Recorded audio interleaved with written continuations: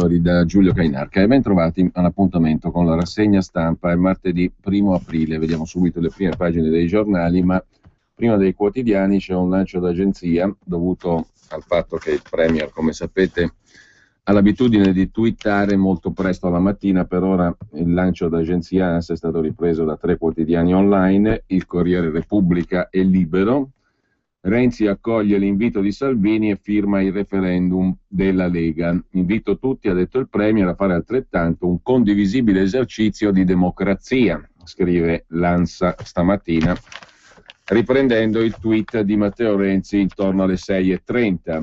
Nella tarda serata di ieri il Premier, al termine del Consiglio dei Ministri, scrive l'agenzia ANSA, si è imbattuto durante la passeggiata serale nell'Acquario Capitolino in un banchetto che promuoveva la raccolta firme per i 5 referendum proposti dalla Lega Nord. Accogliendo l'invito lanciatogli più volte dal segretario della Lega Matteo Salvini, il Premier ha provveduto a estrarre la carta d'identità e a mettere la firma su tutte e 5 le proposte referendarie: abolizione dei prefetti, abrogazione della legge Fornero, basta quote riservate agli immigrati nei concorsi pubblici, abrogazione della legge Merlin sulla prostituzione e della legge Mancino sui reati d'opinione. I referendum sono una libera espressione di democrazia e io credo che la volontà popolare vada comunque rispettata, ha detto Renzi, conversando poi con alcuni giornalisti. Pertanto invito tutti gli italiani ad andare nei municipi o ai gazebo per sottoscrivere queste proposte. Starà poi ad ognuno, al momento opportuno, esprimersi pro o contro. Ho sfogliato il sito vieniafirmare.org. Devo confessare anche di essere rimasto colpito dall'affluenza ai banchetti del fine settimana e a tal proposito proprio ieri il segretario leghista Salvini, durante una conferenza stampa, scrive ancora l'ANSA, ha comunicato che sono state già raccolte 101.000 firme, ma non ci fermiamo qui, ha detto Salvini, è solo l'inizio. Già da domani, cioè da stamani, saranno presenti nelle piazze e nei mercati i nostri gazebo, che si aggiungeranno a tutte le sedi municipali e circoscrizionali, dove si potranno sottoscrivere le proposte in ogni parte d'Italia. Come dicevamo, la notizia si è diffusa stamani per via di un tweet del Presidente del Consiglio.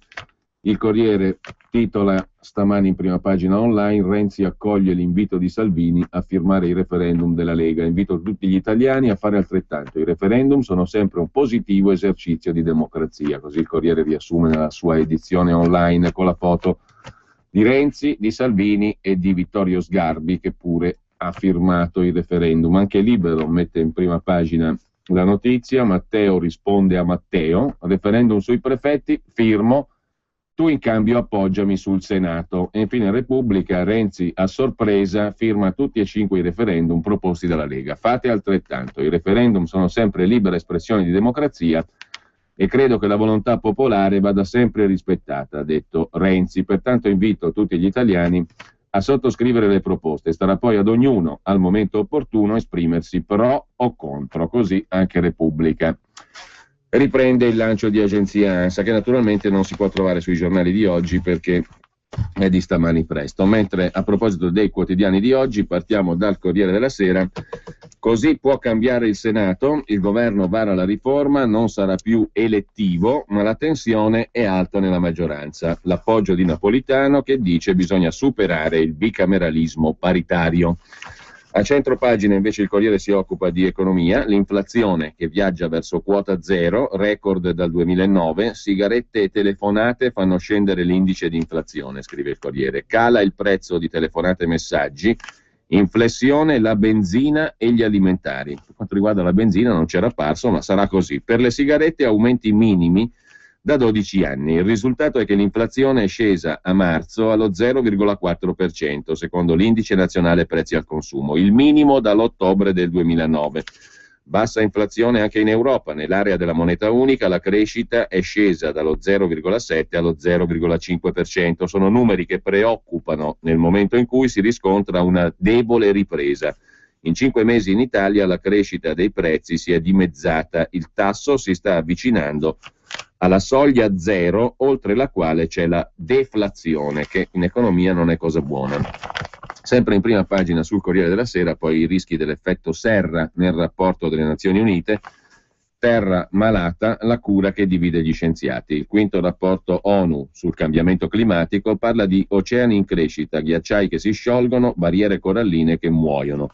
Ma la seconda parte è un po' meno allarmista del passato, quasi a tener conto delle posizioni di alcuni scienziati non più disposti a considerare l'effetto serra come la prima emergenza del mondo e orientati a ritenere gli interventi anti-povertà prioritari rispetto al taglio delle emissioni.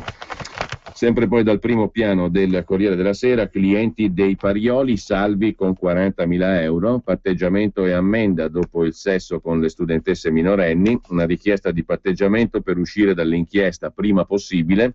Alcuni clienti delle due studentesse prostitute dei Parioli hanno trovato un accordo per uscire dall'inchiesta. Saranno liberi versando 40.000 euro di pena pecuniaria.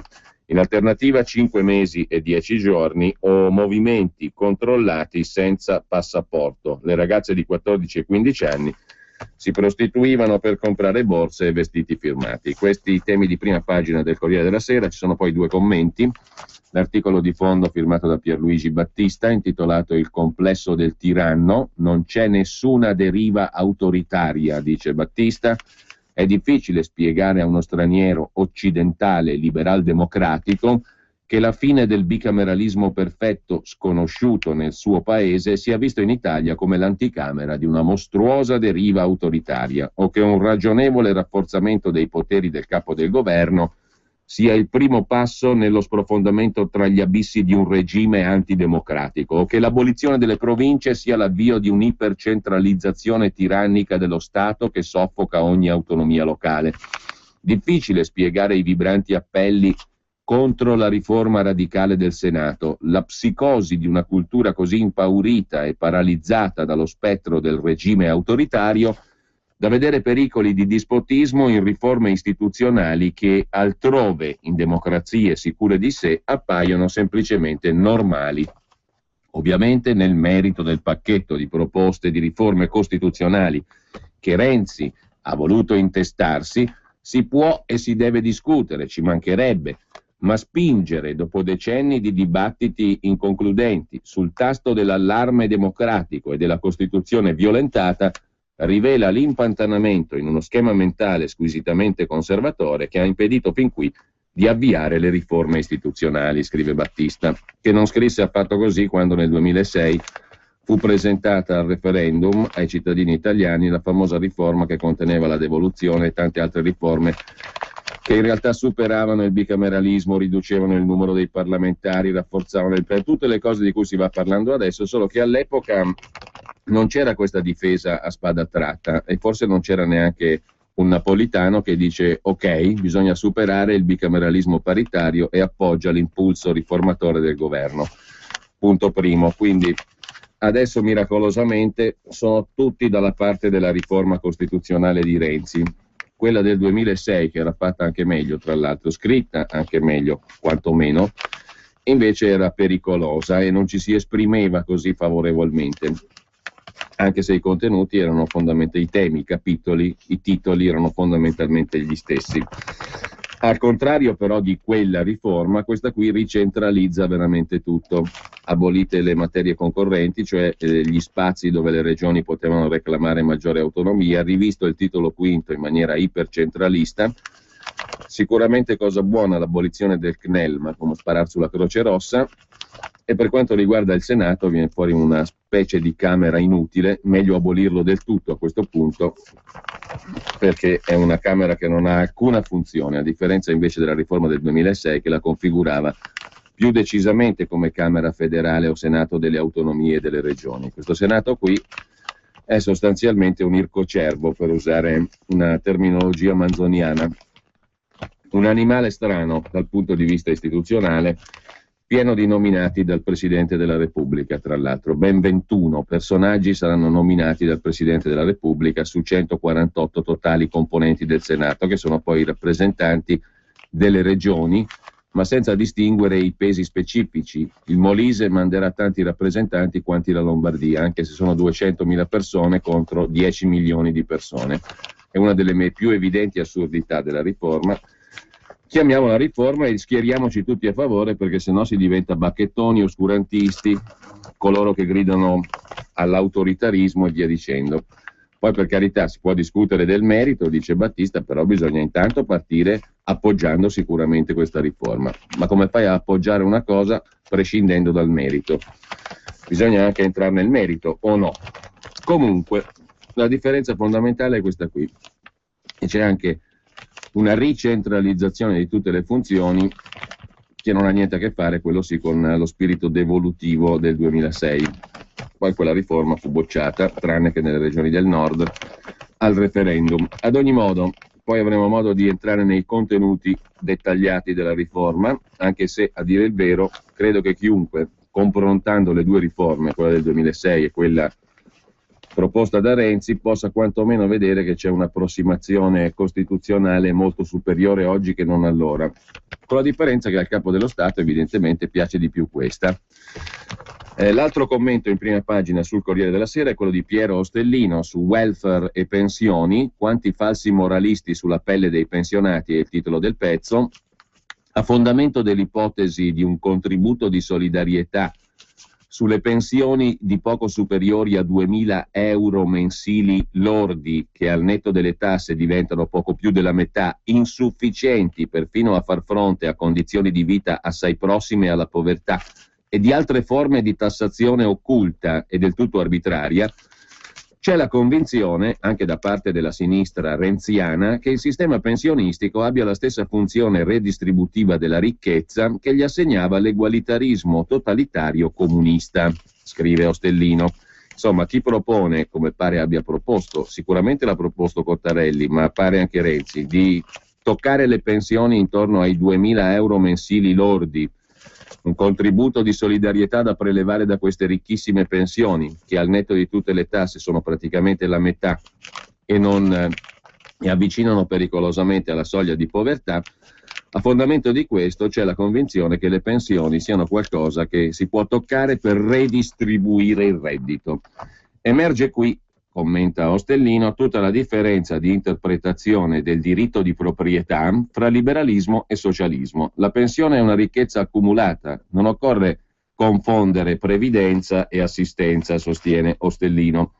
Per il liberalismo la pensione è l'accumulazione di ricchezza da parte del lavoratore a garanzia e a tutela delle libertà dell'individuo che già avevano previsto i liberali secoli fa, sia di fronte all'eventuale volontà del capitalista, sia a quella del potere politico di condizionarle. L'una limitata dallo stato di necessità del lavoratore, privo di risorse economiche autonome davanti al datore di lavoro, l'altra limitata dalla sudditanza del cittadino di fronte al potere della politica. Non è un caso che i regimi autoritari e totalitari si preoccupino soprattutto di cancellare il diritto di proprietà in quanto premessa della successiva negazione delle libertà civili e politiche. Per il socialismo, nelle sue varie forme democratiche assunte da noi, comunista, egualitaria e oggi renziana, riformista, ancorché parecchio confusa, previdenza e assistenza sono assimilabili, la stessa cosa, perché formazione e erogazione delle pensioni sono manifestazioni di una funzione pubblica. Previdenza e assistenza invece sono due cose completamente diverse. Troppo facile, insomma, e troppo socialista in senso deteriore andare a toccare pensioni di poco superiori a 2.000 euro mensili lordi per prelevarne un contributo di solidarietà. Così il Corriere della Sera. Intanto vediamo se altri quotidiani hanno ripreso la notizia di stamani di Renzi che accoglie l'invito di Salvini e firma il referendum della Lega. Il lancio di agenzia dell'ANSA per ora è sempre in pagina online su Corriere, Repubblica e Libero. Non ci sono altri quotidiani che hanno ripreso quella che sicuramente è una delle notizie del giorno, cioè Renzi che per sottolineare la propria adesione ai principi democratici, come in fondo è principio referendario in se stesso, ha firmato al banchetto della Lega per permettere l'esercizio di sovranità da parte del popolo sui 5 quesiti referendari. Renzi accoglie l'invito di Salvini e firma il referendum della Lega, titola il lancio di agenzia ANSA di stamani intorno alle 6:40, subito dopo il tweet del Presidente del Consiglio. Ci sono arrivati per ora in 3 quotidiani, Repubblica, Corriere e Libero. Vedremo poi online l'evoluzione della questione nel corso della mattinata. e le reazioni politiche a questo atto del Presidente del Consiglio di firmare per i referendum, i 5 referendum della Lega, dopo sollecitazioni continue anche del segretario leghista Salvini. Comunque, lasciamo la prima pagina del Corriere della Sera e vediamo intanto la cronaca milanese, perché ce n'è abbastanza di questioni che si accavallano, e non solo milanesi e lombarde, con valenza più generale. Per esempio, la Pedemontana si fermerà, dice l'amministratore delegato Agnoloni, il quale bussa a quattrino: fondi dal governo o bloccheremo i lavori, cantieri a rischio per l'infrastruttura, e la provincia mette in vendita le partecipate. Halt al cantiere della Pedemontana. Il consiglio di amministrazione riunito ieri ha stabilito che i lavori si fermeranno dal 9 di aprile, data improrogabile e insindacabile, se non arriveranno i fondi annunciati dal governo e non ancora in cassa, malgrado le recenti assicurazioni del ministro Lupi. All'appello mancano 170 milioni di euro per la tratta B1, che collega lo svincolo di Lomazzo alla Milano-Meda e che è fondamentale in vista di Expo per tutto il traffico che arriva da nord-ovest. Non è uno scherzo, scrive il Corriere della Sera nella cronaca lombarda. Come spiega l'amministratore delegato di Pedemontana Agnoloni, ogni settimana ho 3.300 persone, tra operai, semplici, specializzati e ingegneri. Ho ancora una settimana, poi non ho più soldi e fermo tutto. A proposito di soldi, Maroni chiede soldi ai consiglieri per le loro spese illecite. Caro consigliere regionale, restituisci i soldi, scrive Maroni, a 66 politici ed ex politici di Regione Lombardia, i cui rimborsi spese, relativi però alla scorsa legislatura, sono finiti nel mirino della Corte dei Conti. A Renzo Bossi chiesti 22.000 euro, scrive il Corriere della Sera. Intanto in via Gonin, visto che è piovuto parecchio nelle scorse settimane, poi è uscito un po' di sole, cosa ti cresce? Non un fungo, ma una moschea. Spunta una moschea, titola il Corriere della Sera. Il confine delle città è a pochi metri, confine sud-est, poco più in là ci sono Corsico e Cesano Boscone, e anche da lì al venerdì arrivano uomini e donne musulmani che entrano nel cortile di un complesso di uffici su via Gonin, al Giambellino a Milano. Ora, soprattutto per la preghiera del venerdì, sono circa 300 e questa l'ultima moschea, tra virgolette, scrive il Corriere, fondata a Milano. Pochi mesi di attività, una rata d'affitto mensile che, dicono gli islamici, viene pagata tutta con le offerte, così come le bollette e i pochi altri servizi che per il momento possiamo permetterci. Poi c'è la questione degli aeroporti milanesi, molto movimento anche su quello. Ieri vertice a Palazzo Marino, al Comune di Milano, sulla questione della società SEA Handling che si occupa dei bagagli, 2.300 dipendenti a rischio per multa europea, con il sindaco Pisapia, il ministro Lupi, il presidente di SEA Pietro Modiano, il banchiere. Sulla società grava una multa da 452 milioni di euro per aiuti di Stato ricevuti con la ricapitalizzazione della capogruppo, la SEA, la società che controlla gli aeroporti. Una nuova società Airport Handling sta per nascere, anche se da Bruxelles arrivano altri no. Il ministro Lupi è ottimista, stiamo valutando per garantire la tutela dei lavoratori. Poi c'è la cronaca, giudice tedesco ricercato, preso in hotel a Milano, lo cercavano in tutta Europa. L'ha trovato a Milano la polizia. Jörg Liberum, giudice di 48 anni, tedesco, era inseguito da ordine di cattura per corruzione. Era in un hotel di Porta Romana a Milano in compagnia di una ragazza, una pistola e 30.000 euro in contanti. In Germania è accusato di avere intascato soldi da parte di alcuni candidati in cambio delle tracce del concorso per diventare magistrato. Poi c'è un'altra notizia che riguarda l'ex assessore della regione Lombardia Zambetti, accusato di avere comprato voti alle cosche. Una svolta nell'affare Zambetti, il suo accusatore è stato scarcerato per disturbi della personalità. Poi vediamo meglio la notizia. Intanto 10 milioni di euro per le famiglie bisognose. Nasce il welfare di comunità della Fondazione Cariplo. Il sempiterno presidente di Fondazione Cariplo Buzzetti dice: è la nostra sfida, il bando è rivolto a tutti gli operatori non profit e vuole cambiare i modelli assistenziali, un'iniziativa lanciata da Fondazione Cariplo ieri a Milano. È la nostra più grossa sfida, ha detto il presidente Buzzetti. Se riusciremo nel nostro intento potremo parlare di una rivoluzione che cambierà il welfare italiano. Il progetto pilota intende affiancare e non sostituire l'attuale welfare statale, incapace di rispondere alle necessità di persone e famiglie, mettendo a disposizione per il 2014 e nei 2 anni successivi 10 milioni di euro. Il bando è rivolto a tutti gli operatori no profit. Non è che abbia capito in cosa consiste la novità, ma comunque questo è annunciato da Fondazione Cariplo. C'è da segnalare ancora, in cronaca lombarda del Corriere, il commento di Alberto Mingardi su Linate, Malpensa e il caso SEA, un derby fuori luogo è il titolo del pezzo. Per la società SEA Handling siamo pronti a scontrarci con la Commissione europea. Questa sembra essere la posizione unanime della politica milanese, proprio perché con la crisi economica abbiamo imparato a convivere. Quei posti di lavoro appaiono preziosi, si capisce che si lotti per difenderli, i 2300 lavoratori di SEA Handling. C'è una frase di Sun Tzu particolarmente illuminante: ciò che dà valore alla guerra è la vittoria. La conflittualità, commenta Mingardi, ha dei costi, in questo caso anche sul piano della reputazione istituzionale, che può aver senso sostenere solo alla luce di un più grande beneficio futuro.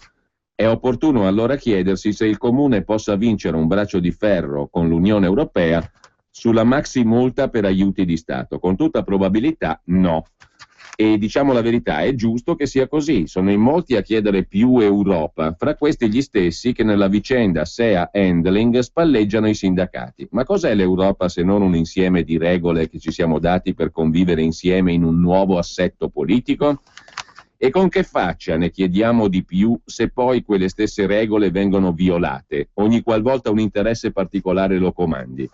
È legittimo cercare di tutelare gli individui, ma farlo garantendo loro la proprietà del posto di lavoro che attualmente occupano non è saggio, cioè in soldoni che vadano pure a ramengo i 2300 lavoratori di SEA Handling.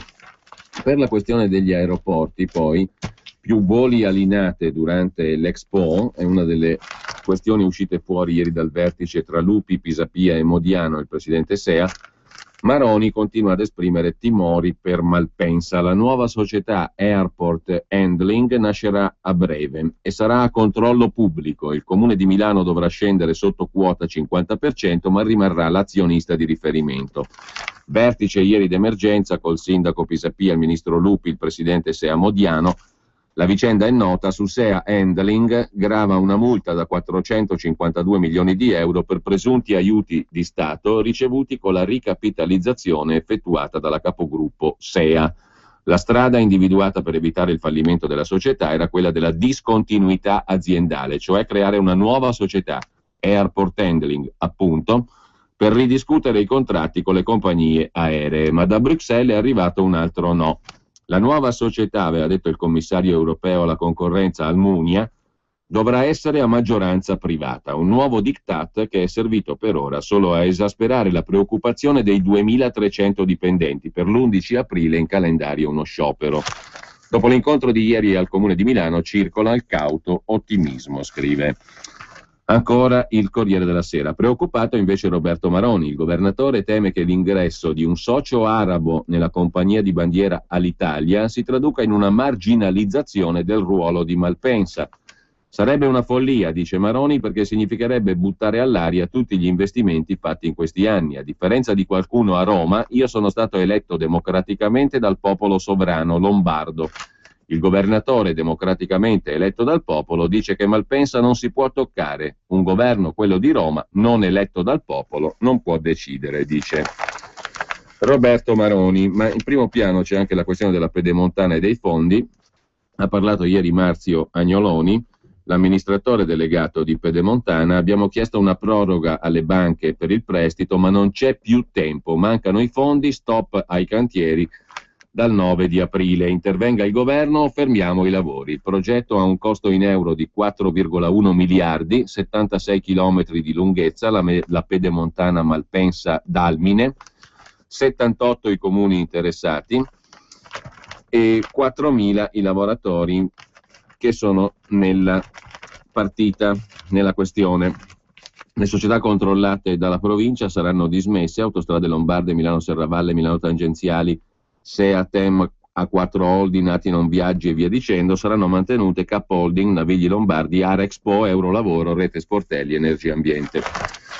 Sulla questione invece delle spese pazze in regione, una lettera di Maroni ai consiglieri: restituite i soldi, chiesti 22.000 euro a Renzo Bossi. In totale la somma che la Corte dei Conti ha segnalato a Regione Lombardia è di oltre 1.250.000 euro. Caro consigliere, restituisci i soldi.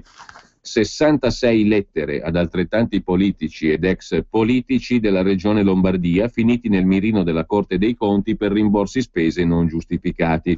Il governatore Maroni ha preso carta e penna per chiedere in prima persona la restituzione del presunto maltolto.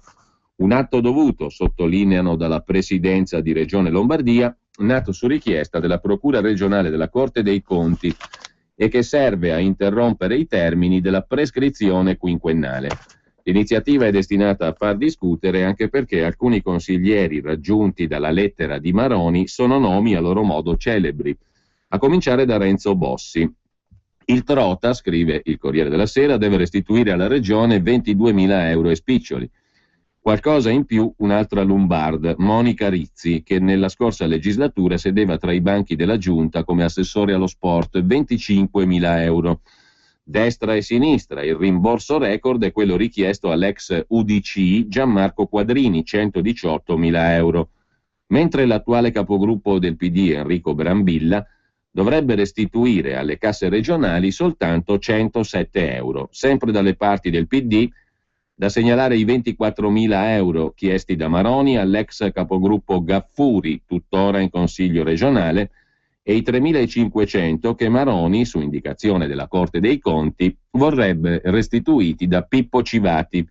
Tra i 66 destinatari della lettera firmata dal presidente Maroni, sono 15 i consiglieri ancora in attività al Pirellone. Il totale richiesto 1.250.000 euro.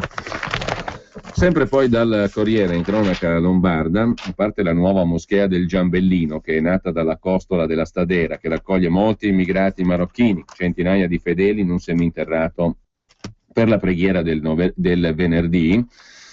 Mentre la Lega dice no a 2 nuovi centri islamici, questa moschea che è spuntata, come scrive il Corriere al Giambellino, è un'altra cosa. Poi ci sono 2 progetti di moschee. Fino a quando ci sarà un consigliere della Lega Nord non concederemo 1 metro quadro, è la reazione del segretario del Carroccio Matteo Salvini ai 2 progetti di cui si è parlato ieri, non questo spuntato al Giambellino che è altra cosa ancora. Non molto distante l'opinione di Salvini da quella del vicepresidente del Consiglio Comunale Decorato. E ancora dal Corriere c'è questa strana storia dell'accusatore dell'ex assessore Zambetti, il quale si era inventato una serie di questioni. Tanto a posto non sembrava questo soggetto qua, Eugenio Costantino, che viene dipinto come un boss dell''ndrangheta, ma è lecito avere parecchi dubbi, tant'è vero che adesso è stato scarcerato perché malato di mente, l'accusatore numero 1 di Zambetti. Lo chiamavano l'elegantone per i capelli lunghi fino alle spalle, gli abiti color carta da zucchero, le maniere affabili da venditore porta a porta. Di tutti i boss veri e presunti in questa Milano nelle mani delle cosche calabresi, scrive il Corriere, niente meno, Eugenio Costantino è certamente il più singolare, se non altro perché nel suo casellario penale non c'era alcun precedente. Originario di Cosenza, ma trasferito a Marcallo Concasone, 53 anni, Eugenio Costantino è l'artefice dell'affaire Zambetti. È lui, assieme al già condannato Pino D'Agostino, tutt'altro pedigree criminale, colui che secondo le accuse dell'antimafia di Milano avrebbe venduto i voti all'allora assessore regionale alla casa Zambetti. Compravendita testimoniata dalla consegna dei soldi che lo stesso Zambetti mette in mano agli uomini della cosca. Il processo per Zambetti e soci si apre l'8 maggio, ma nel frattempo l'inchiesta ha subito una svolta imprevedibile. Nei giorni scorsi il presunto boss, Costantino, è stato scarcerato e affidato a una comunità psichiatrica. Per il giudice, che ha disposto una serie di perizie, Costantino soffre di disturbi psichici gravi, tanto seri da far ritenere che in realtà il boss abbia una personalità con disturbi istrionici e narcisistici e una smodata passione per la millanteria. Questa storia, che questo è un millantatore, era già uscita peraltro diversi mesi fa, quando perfino coloro che avevano a che fare con lui e che avevano un altro spessore criminale parlavano di questo personaggio appunto come di uno che si vendeva, e l'ha detto lui stesso peraltro mi vendo come un 'ndranghetista perché così assumo un certo prestigio, insomma, mi spaccio come uno dell''ndrangheta. Del resto lo stesso Costantino, assistito dall'avvocato Tiziana Delle Bellani, lo aveva candidamente ammesso nei suoi interrogatori davanti al PM D'Amico, al quale aveva raccontato il presunto boss. Ho iniziato all'età di 16 anni a millantare su tutta la mia vita. Il motivo non glielo so dire. Non ero contento della mia vita. Mi sono creato un'identità parallela. Dicevo di essere commercialista, avvocato, architetto. Nell'ultimo periodo mi sono vantato di essere un 'ndranghetista. Millanteria come quando davanti all'ex presidente del Consiglio Comunale Vincenzo Giudice si era presentato come l'avvocato Roberto Liccomo, a capo di una cordata di inesistenti imprenditori pronti a offrire voti per le elezioni. Una balla tanto colossale da convincere lo stesso PM D'Amico a chiedere e ottenere l'archiviazione delle accuse a Vincenzo Giudice, il politico. Ancora nei suoi interrogatori il presunto boss ammette di essersi inventato agganci inesistenti anche nella vicenda della promessa di voti all'ex assessore regionale alla casa Zambetti. Parlai con Zambetti, ha raccontato il presunto boss Costantino, di come avevamo pensato di impostare la sua campagna elettorale. Gli dissi che avevo molte amicizie, gli avrei potuto procurare un numero consistente di voti. Ho esagerato dicendogli che avevo molti amici imprenditori, professionisti, commercianti, medici, chi più ne ha più ne metta. Costantino ha raccontato d'aver preso dal web i nomi degli uomini del clan Barbaro Papalia che in realtà lui non ha neppure mai incontrato. Alcuni mesi fa il presunto boss Costantino ha anche tentato il suicidio in carcere, da qui la decisione del giudice di verificare le sue condizioni di salute. Una perizia di parte aveva già certificato l'incompatibilità col carcere, poi è arrivato il verdetto dei periti del tribunale. Costantino ha gravi problemi psichiatrici, come tale è incompatibile con la detenzione in una struttura carceraria. È uno millantatore, uno che si inventa, e tra l'altro il conto dei voti dati a Zambetti ha rivelato che questo qui non gli ha portato praticamente nessun voto. Eppure la vicenda portò, come dire, fu determinante anche nella caduta del presidente Formigoni. Altra questione giudiziaria, omicidi col piccone, Cabobo è infermo, assolvetelo. Questa l'arringa naturalmente della difesa di Cabobo. Il processo, ieri l'arringa della difesa, nel maggio scorso uccise 3 passanti. Era totalmente incapace di intendere e di volere Mada Cabobo, che ha ucciso 3 passanti a colpi di piccone in zona Niguarda l'11 maggio dell'anno scorso. Ieri i suoi difensori hanno chiesto di assolverlo per totale infermità mentale. Per il pubblico ministero, invece, Cabobo era parzialmente malato di mente, perciò il magistrato aveva chiesto che fosse condannato a 20 anni di carcere. Vedremo come finirà. Intanto, giusto il tempo ancora di rimanere alla cronaca milanese, perché c'è un'altra notizia, stavolta positiva. La Brugola avvita anche l'America. Sbarca a Detroit l'azienda di Lissone che ha inventato le viti a testa cava, le famose viti a Brugola. Dalla Brianza al Michigan, discussi ieri i termini dell'accordo per una nuova fabbrica con 40 dipendenti. Gian Antonio Brugola stringe la mano a Peter Schneider. 120 milioni di euro il fatturato della OEB di Lissone nel 2013. Nel 2012 108 milioni di euro. L'azienda di Lissone, fondata nel 1926, conta 300 dipendenti, da Lissone a Detroit. Entro il 2015 le officine Egidio Brugola, OEB, sono pronte a sbarcare negli Stati Uniti, ad aprire un nuovo stabilimento a Detroit per la produzione delle viti che le hanno rese famose nel mondo, le famosissime viti a Brugola.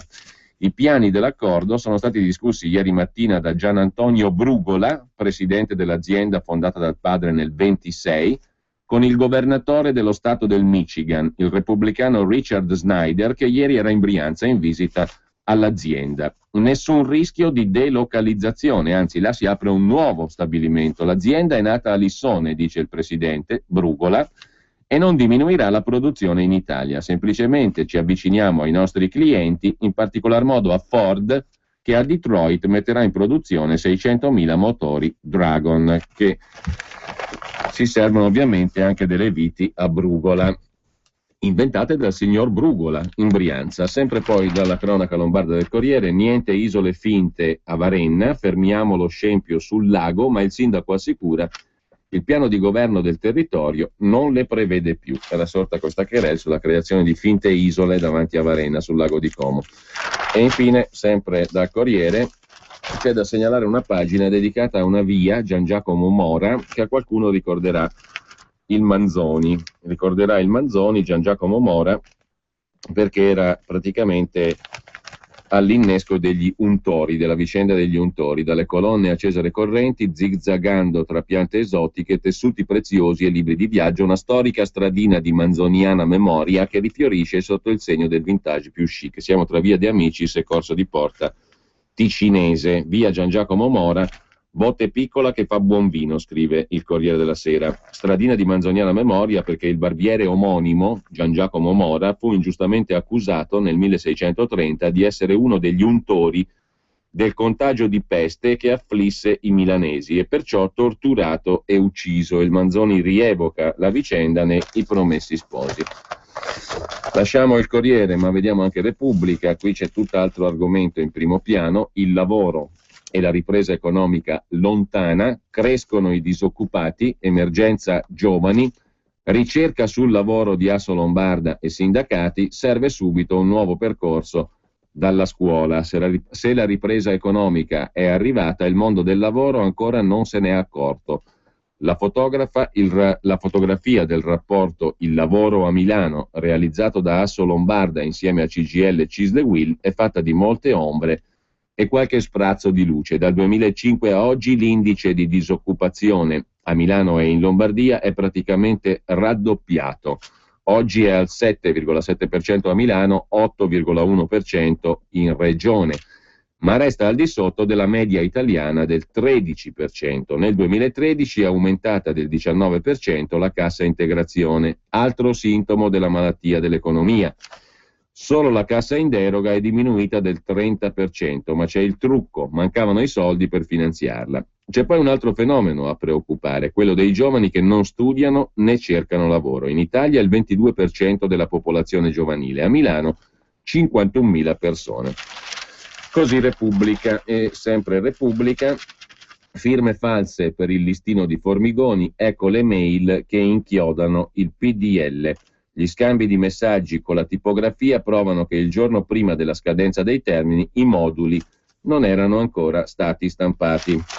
E infine, dalla cronaca milanese ma del Giornale, lupi come Renzi, su Malpensa state sereni, dice il ministro delle infrastrutture, e poi la Pedemontana e i cantieri a rischio, finanziamenti entro il 9 aprile dal governo o chiudiamo, dice l'amministratore delegato di Pedemontana. C'è una mini ripresa, ma non per il lavoro, anche il Giornale si occupa di ciò che abbiamo appena evidenziato, il rapporto di Assolombarda e dei sindacati, e poi le tasse, la Tasi che si abbatte sui milanesi, con un giallo da 35 milioni, titola il Giornale. L'aumento dell'aliquota vale 75 milioni, solo 40 verranno usati per detrazioni alle fasce più deboli, i restanti finiranno in un fondo per ripianare il buco di bilancio. Sempre per la cronaca lombarda, già che ci siamo, ma dal Giorno, a Lainate smantellato il market della droga, eroina e cocaina soprattutto, per evitare le manette un trafficante marocchino con 2 complici connazionali ha imboccato l'autostrada A8 contro mano. C'è stato un vero e proprio inseguimento, per fortuna è andata bene senza danni ad altri. In cella il capo e 2 scagnozzi che gestivano le piazze della zona di Lainate e Rò.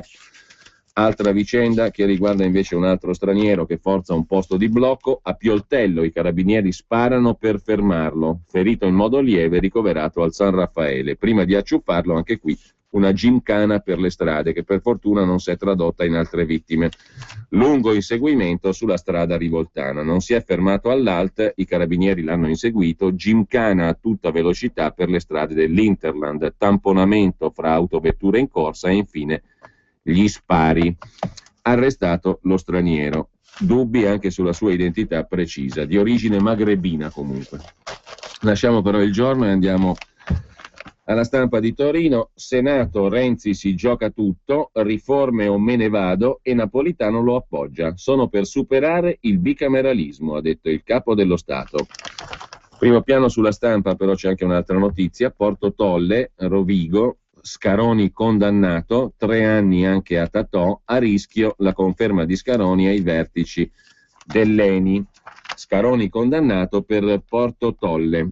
Paolo Scaroni subisce una condanna per la centrale elettrica di Porto Tolle. L'ENI, che Scaroni guida, non c'entra, dato che la vicenda riguarda il passato di Scaroni all'Enel, ma la conferma dello stesso Scaroni al vertice dell'ENI potrebbe farsi più difficile con una sentenza di primo grado sulle spalle. Ieri in conferenza stampa il premier Renzi ha risposto con la massima cautela. Oltre a Paolo Scaroni, la condanna per reati ambientali a Porto Tolle ha colpito anche Franco Tatò, come lui ex amministratore delegato dell'Enel. Ai 2 manager sono stati inflitti 3 anni di reclusione e 5 di interdizione dai pubblici uffici. Da notare che è stato assolto l'attuale amministratore delegato dell'Enel, Fulvio Conti, scrive la Stampa. A decidere le condanne il Tribunale di Rovigo. Porto Tolle, centrale termoelettrica, oggetto di polemiche. Il reato di cui si occupa la sentenza non rientra fra quelli che fanno scattare l'ineleggibilità o la decadenza dei manager in carica. Così almeno parrebbe dall'allegato alla direttiva del Tesoro del giugno scorso che fissa i criteri. Sono estraneo alla vicenda, ha detto Scaroni, farò ricorso. Sono stupefatto da questa decisione, come dimostrato dalle difese, la centrale di Porto Tolle ha sempre rispettato gli standard in vigore, dice Scaroni. Il suo avvocato aggiunge: i reati contestati non sussistono, sono così risalenti nel tempo che, se ci fossero stati, già avrebbero dovuto essere prescritti. Da notare che sono stati assolti, oltre a Fulvio Conti, altri 5 manager finiti a processo. Una centrale dei veleni che non doveva esistere, scrive la Stampa, 13 anni di deroghe per sforare i limiti di emissione. Fuori norma, l'impianto eccedeva da 2,5 a 12 volte i parametri delle sostanze nocive. Sempre poi dal primo piano della Stampa, la Francia, Valls, il ministro dell'interno, diventa premier, un duro per la rivincita dei socialisti, scrive Cesare Martinetti. Manuel Valls, di origini catalane, 41 anni, ministro dell'interno, il socialista più popolare di Francia, il Sarkozy della sinistra, è il nuovo primo ministro. Dopo la batosta elettorale, 150 municipi perduti, François Hollande era obbligato ad agire. E sempre dalla prima pagina della Stampa di Torino, in Europa 2000 jihadisti dalla Siria, un tedesco reclutato dai salafiti dice insegnano che il Corano è vendetta. La Stampa dedica 2 pagine a questa questione. Dalla Siria 2000 jihadisti in Europa hanno passaporti occidentali, sono addestrati alla guerra, difficili da controllare secondo l'intelligence. La minaccia dell'ondata di ritorno, cittadini dell'Unione Europea pronti a colpire una volta rientrati dal fronte. Con l'intervista di Tonia Mastrobuoni dalla Germania, Ali, lo chiameremo così perché non vuol dirci il suo nome, è uno dei 7 ragazzi di Dinslaken partiti clandestinamente per la Siria dalla Germania con i salafiti per unirsi ai ribelli contro Assad. È tornato quasi subito in Germania, scioccato dai musulmani che ammazzano altri musulmani. Per la prima volta racconta il suo incubo. Un tedesco reclutato dai salafiti. Laggiù ho visto l'odio e la vendetta. Chi torna qui è una mina vagante. Mi hanno insegnato il falso Corano. Falso ci sarebbe da dire perché non è mica tanto lontano da quello vero, anzi è quello vero, ma ad ogni modo, secondo lui è il falso Corano. Lui si immaginava che il Corano fosse un'altra cosa, mettiamola così. E nella Ruhr la Germania scopre le miniere di fondamentalisti. Nei ghetti di Dinslaken, a più alta densità di immigrati e di disoccupazione. Sempre poi dalla prima pagina della Stampa, tutto il mondo in diretta TV per 2 santi, il 27 aprile 20 paesi collegati, cinema in 3D per Roncalli e Wojtyla, scrive il vaticanista della Stampa Giacomo Galeazzi. 2 papi diventano santi, diretta televisiva mondiale e proiezioni in 3 dimensioni al cinema. L'evento il 27 aprile. Dice Papa Ratzinger, potrei partecipare. E infine, sempre dalla prima pagina della Stampa, il buongiorno di Massimo Garamellini sugli alberghi a 0 stelle e sulla frase di Boldrini ieri, la Presidente della Camera: non possiamo, senza insopportabile contraddizione, ha detto la Presidente della Camera Boldrini, offrire servizi di lusso ai turisti affluenti e poi trattare in modo a volte inaccettabile i migranti. Così la Boldrini, che ha messo insieme queste 2 questioni. Illustri boldrinologi, scrive Massimo Gramellini, sono al lavoro per cogliere il senso profondo delle parole pronunciate ieri dalla Presidente della Camera. Secondo Gramellini, ve la faccio breve, bisogna trattare in modo meno inaccettabile i troppi turisti che scappano dall'Italia per carenza di servizi, affinché con i loro soldi si possano accogliere meglio anche i migranti. Questa è la soluzione che trova il vice direttore della Stampa. Ma c'è da segnalare in prima pagina sulla Stampa l'intervento di Elsa Fornero, al quale non sono piaciuti i referendum della Lega, o meglio, non è piaciuto il referendum della Lega, che però è piaciuto molto, è quello più popolare a quanto pare tra coloro che hanno sottoscritto i quesiti referendari, quello sull'abolizione della cosiddetta riforma Fornero. A proposito, vediamo se l'agenzia di stamani e il tweet di Matteo Renzi ha contagiato anche gli altri siti internet. Per il momento no. Comunque c'è questo lancio d'agenzia, Renzi accoglie l'invito di Salvini e firma il referendum della Lega, scrive l'ANSA delle 6:40 di stamani. Sarà tempo per le redazioni di aggiornarsi. Per ora Libero, Corriere e Repubblica hanno raccolto la notizia rilanciata, battuta questa mattina dall'agenzia ANSA. Intanto però Elsa Fornero, su uno di questi referendum, quello che porta il nome suo perché vuole abrogare la legge Fornero, scrive: la mia riforma che aiuta i giovani, in prima pagina sulla Stampa. Gentile direttore, sulle strade di accesso a molte grandi città, e la cosa non deve essere piaciuta molto alla professoressa Fornero, sono stati posti cartelloni che definiscono una vergogna la riforma Fornero, sottintendendo delle pensioni. Sono stata ministro del lavoro e delle politiche sociali del governo tecnico di Mario Monti. Ho largamente contribuito alla stesura del testo di tale legge, scrive la ministra Fornero, l'ex ministra, che insomma intanto dice: ma non è che si può chiamare riforma Fornero quella lì, perché in realtà è una riforma del governo Monti che io ho largamente contribuito a fare, certamente, ma non è che potete chiamarla riforma Fornero tout court, perché la riforma è stata approvata dal governo, dal Consiglio dei Ministri e a larga maggioranza dai due rami del Parlamento. Quindi intanto, dice la Fornero, non dategli solo il mio nome. Come tecnico non ho alle spalle un partito, sindacato, gruppo di potere. Sento pertanto il dovere civico, anche nei confronti delle migliaia di miei studenti ed ex studenti ai quali ho sempre cercato di trasmettere, insieme alle nozioni di macroeconomia, valori e principi etici. Sento il dovere dunque civico di ribadire nel modo più pacato e trasparente che non c'è alcuna vergogna nella riforma del 2011, ma severità accompagnata da un forte riequilibrio a favore dei giovani nei rapporti fra le generazioni. Siccome le riforme non nascono per caso, scrive Elsa Fornero sulla Stampa di oggi, vale la pena ricordare innanzitutto la drammatica situazione in cui si trovavano, non certo per colpa del governo tecnico, le finanze pubbliche italiane nell'autunno 2011, con la prospettiva di un collasso che avrebbe travolto retribuzioni, servizi pubblici e pensioni, con la violenza con cui aveva colpito la Grecia e con la prospettiva di riforme ben più severe, come quelle poi introdotte in Spagna. Una crisi finanziaria che, diversamente da quella greca, avrebbe, insieme all'Italia, travolto l'euro e l'Europa.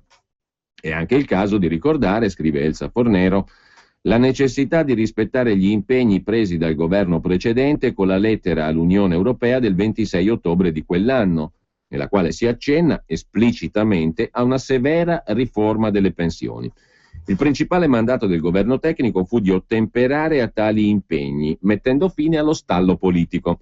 Al ministro del lavoro e delle politiche sociali, cioè alla stessa Fornero, fu chiesto di preparare il testo della riforma previdenziale in 20 drammatici giorni, e li ricordo uno per uno, scrive Elsa Fornero.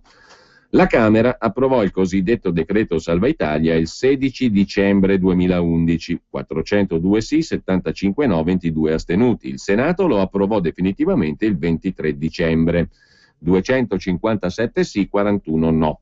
Nessun astenuto. Questi numeri mostrano la consapevolezza dello stato di necessità nel quale il governo si trovò a operare.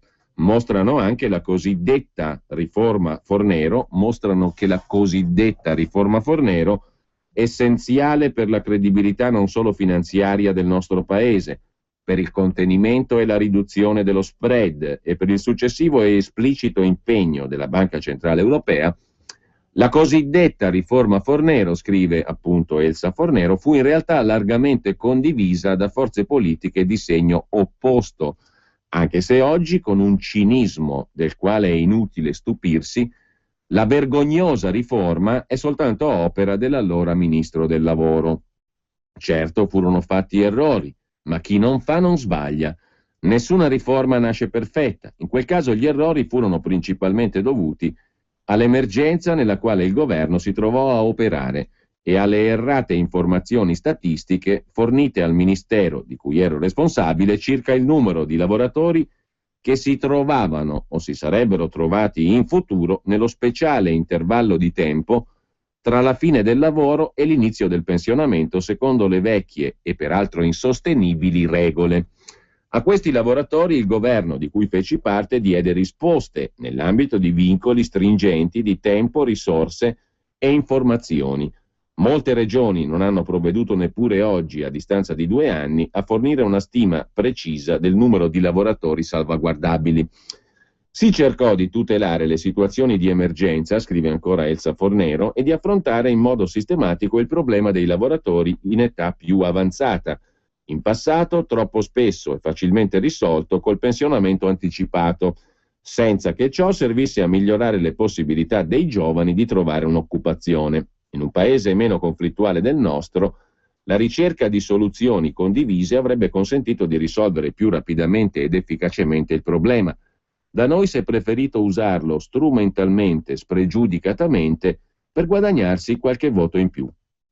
Chi propone ora di abolire quella che viene chiamata riforma Fornero quando la si critica e riforma del governo Monti quando la si guarda con obiettività, ha il dovere di spiegare agli italiani come finanzierebbe i risparmi di spesa da essa derivanti già contabilizzati nei conti pubblici, oltre 80 miliardi di euro entro il 2020. Forse con una nuova imposta sulla casa? E ha il dovere di spiegare, in particolare ai giovani, perché si deve cancellare una riforma che ha alleggerito il loro debito pensionistico, perché si deve ripristinare una formula di calcolo delle pensioni che dà di più a chi ha retribuzioni più elevate e fa pagare questo regalo improprio esattamente a quelle giovani generazioni che a parole si vogliono sempre proteggere e che invece sono state fortemente danneggiate dalle passate politiche basate sul debito. La vergogna, conclude Elsa Fornero in prima pagina sulla Stampa, non è nella riforma, ma nel travisamento grossolano dei fatti, allorché si presenta come a costo zero un'abolizione che metterebbe a rischio sia il risanamento finanziario italiano già ottenuto, sia il futuro delle generazioni giovani. Nel presentare una meditata operazione di governo ampiamente condivisa dai rappresentanti dei cittadini come una mera crudeltà dell'allora ministro del lavoro e delle politiche sociali. Il vantaggio sui giovani non si è capito.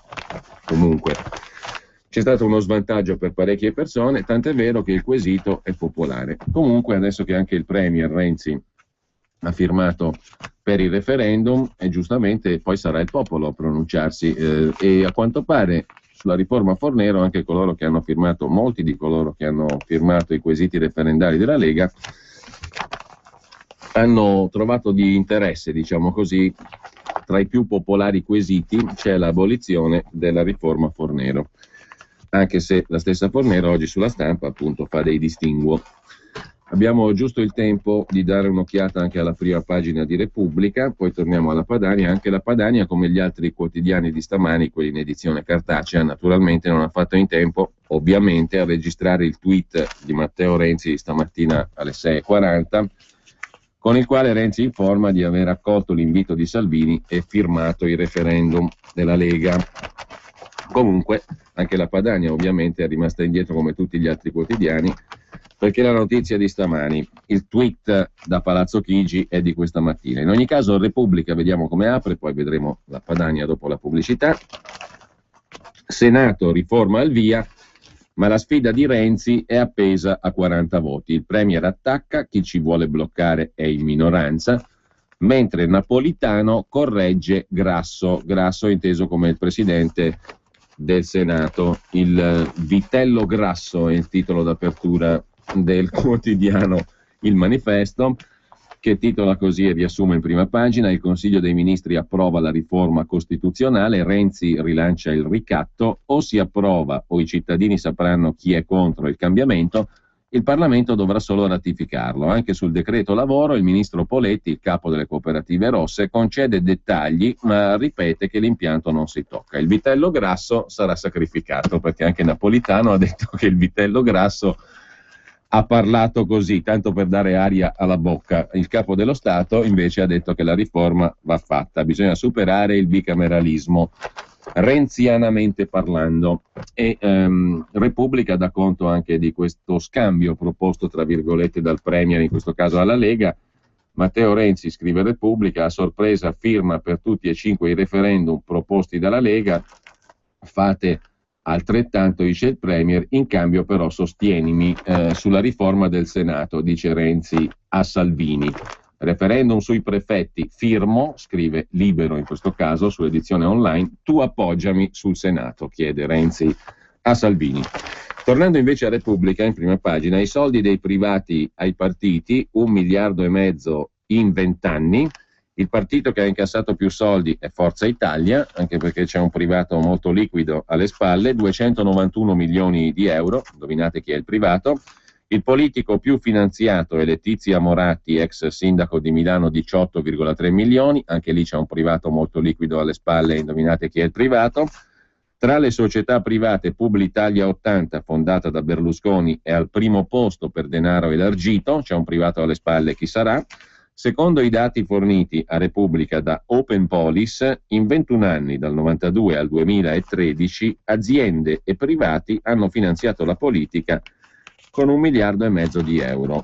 Oltre a Publitalia, cioè Berlusconi, c'è Gianmarco Moratti, che ha messo mano al borsino mica poco per la moglie, 12,3 milioni di euro. La Beta Immobiliare, Prorico SRL, sinceramente non so cosa sia, la MEC SPA di Torino, che invece è la holding di famiglia dell'eccellente Vito Bonsignore, Banca Intesa 3 milioni e qualcosa, Fininvest 3 milioni, la famiglia Caltagirone, c'è anche George Soros, 2 milioni a Marco Pannella, Giannino Marzotto 2 milioni, Autostrade SPA. Marzotto deve aver dato qualcosa anche alla Lega, secondo quel che risulta a Repubblica. Poi Giuseppe Mussari, che ha finanziato esclusivamente il suo partito, ovviamente quello che aveva la banca e ce l'ha ancora, i DS di Siena, la Mondadori su Forza Italia, la Manutencoop, che ha finanziato DS, Margherita, l'Ulivo, Del Turco, Cofferati, Marrazzo e Errani Burlando, nessuna sorpresa perché è una delle cooperative rosse di cui al ministro Poletti di cui sopra.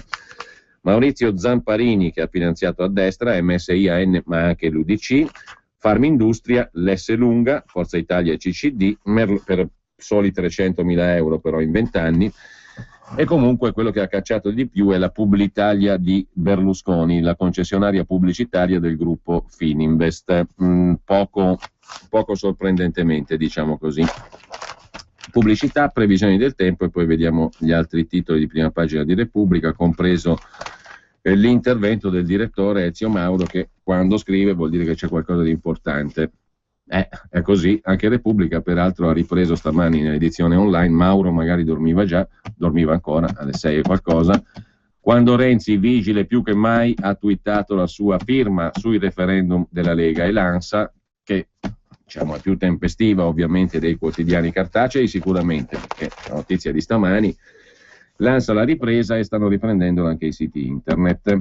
Renzi accoglie l'invito di Salvini e firma il referendum della Lega, una notizia sorprendente della giornata. La regione Lombardia è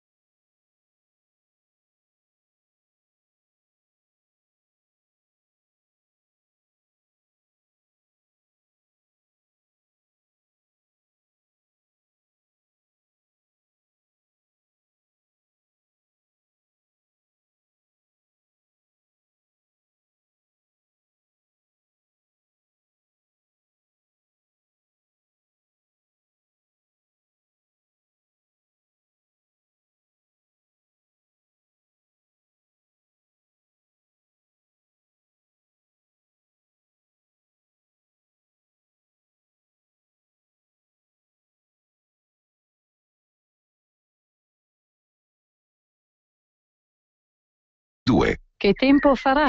Le previsioni meteorologiche di Radio Padania Libera.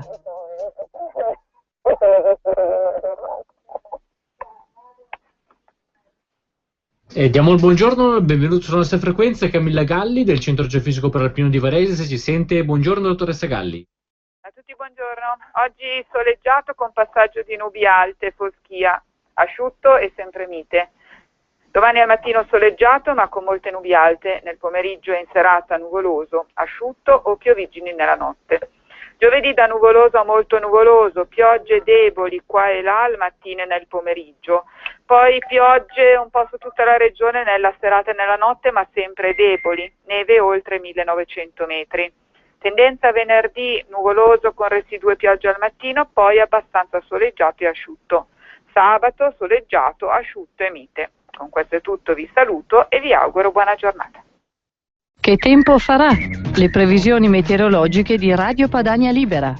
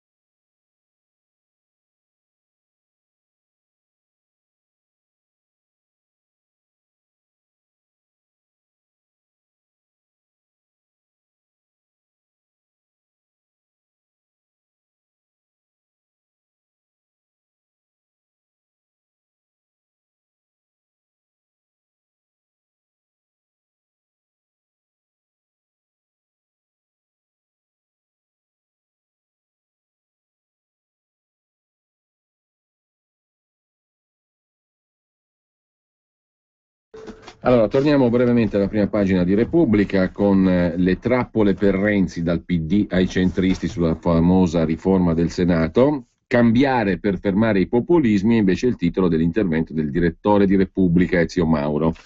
La patria che si sostituisce alla République, il popolo ai cittadini, la nazione all'Europa. Questa è la lezione che viene dalla Francia dopo l'avanzata di Marine Le Pen. Ma c'è qualcosa di più che può riguardarci da vicino e conviene analizzare per tempo. Il primo dato è la spoliazione repubblicana operata dalla crisi, che mette in causa lavoro, risparmio, aspettativa di futuro, ruolo sociale e sicurezza. La reazione è di spaesamento e di abbandono, con la percezione di un impoverimento politico per l'incapacità di governare da soli fenomeni complessi come la globalizzazione, che determinano una sensazione di perdita generale di controllo. A questo sentimento di dispersione identitaria si accompagna la crisi dei canali di intermediazione e di rappresentanza, dalle categorie ai sindacati ai partiti politici, scrive il direttore di Repubblica in prima pagina in questa analisi sociopolitica di enorme spessore. Smarrito nella solitudine repubblicana, il cittadino ritorna individuo e deve fronteggiare privatamente le paure pubbliche che la crisi ingigantisce e che nessuna cultura comunitaria ha avuto il tempo di elaborare, riducendole a politica e smitizzandole. Bisogna avere il coraggio di ammettere che la destra è più attrezzata a cavalcare quest'onda d'urto che frantuma identità e appartenenze. Anzi, il più attrezzato è un populismo nazionalista che unisce modernità e tradizione nella coltivazione delle paure, rinchiudendole dentro frontiere immaginarie innalzate contro la nuova sfida transnazionale e globale. Frontiere immaginarie sarebbero quelle degli stati, delle comunità, delle nazioni autentiche. Sono immaginarie, sono frutto dei millenni, ma sono immaginarie. Fa niente, anzi bisogna superarle in omaggio al partito della distruzione, come lo ha chiamato Ida Magli nel suo ultimo libro. Ad ogni modo, per essere più esatti, siamo davanti alla crescita di forze che si presentano né di destra né di sinistra, che è la definizione preferita che Marine Le Pen dà al suo partito, o addirittura come il superamento della dicotomia del Novecento, Movimento 5 Stelle. Come tali, scrive il direttore di Repubblica, queste forze uniscono un culto strumentale della tradizione a una critica radicale della globalizzazione, che porta con sé una denuncia degli esiti estremi del capitalismo finanziario e del liberismo selvaggio che la sinistra non sa più fare. Tra l'altro, la sinistra, negli anni 90, da Clinton in giù e a livello internazionale, ha contribuito alla grande invece a diffondere questo entusiasmo da capitalismo finanziario e liberismo, qualunque cosa voglia dire liberismo. Questo profilo ideologico, apparentemente costruito sul superamento delle famiglie culturali del secolo scorso e delle loro proiezioni politiche, porta davanti a noi soggetti che si presentano come nati dal nulla o comunque rigenerati dall'esplosione del vecchio sistema. Dunque soggetti vergini, innocenti, incolpevoli, proiettati soltanto nel mondo che verrà e anzi unici custodi del focolare dell'appartenenza identitaria, i soli capaci di custodirla nel passaggio dal vecchio al nuovo. Movimenti che hanno per conseguenza un unico comandamento, la sfida al sistema nel suo insieme, quindi una lettura della realtà politica che faccia sempre e comunque di ogni erba un fascio, che non distingua tra le storie e le culture politiche e che consenta ai populismi di presentarsi non come uno sfidante tra vari competitori, ma come la sfida vera e propria all'intero sistema, ridotto a un insieme da distruggere, perché da questa prospettiva nichilista di sostituzione totale non c'è niente da salvare. Covano nei nuovi populismi elementi culturali da Tea Party o da moderna rivoluzione conservatrice europea, che usa gergalità di sinistra e modalità radicali, mosse da un'autentica anima di destra, nel senso che Salvemini dava al disprezzo per la democrazia o Croce attribuiva alla feroce gioia contro le istituzioni.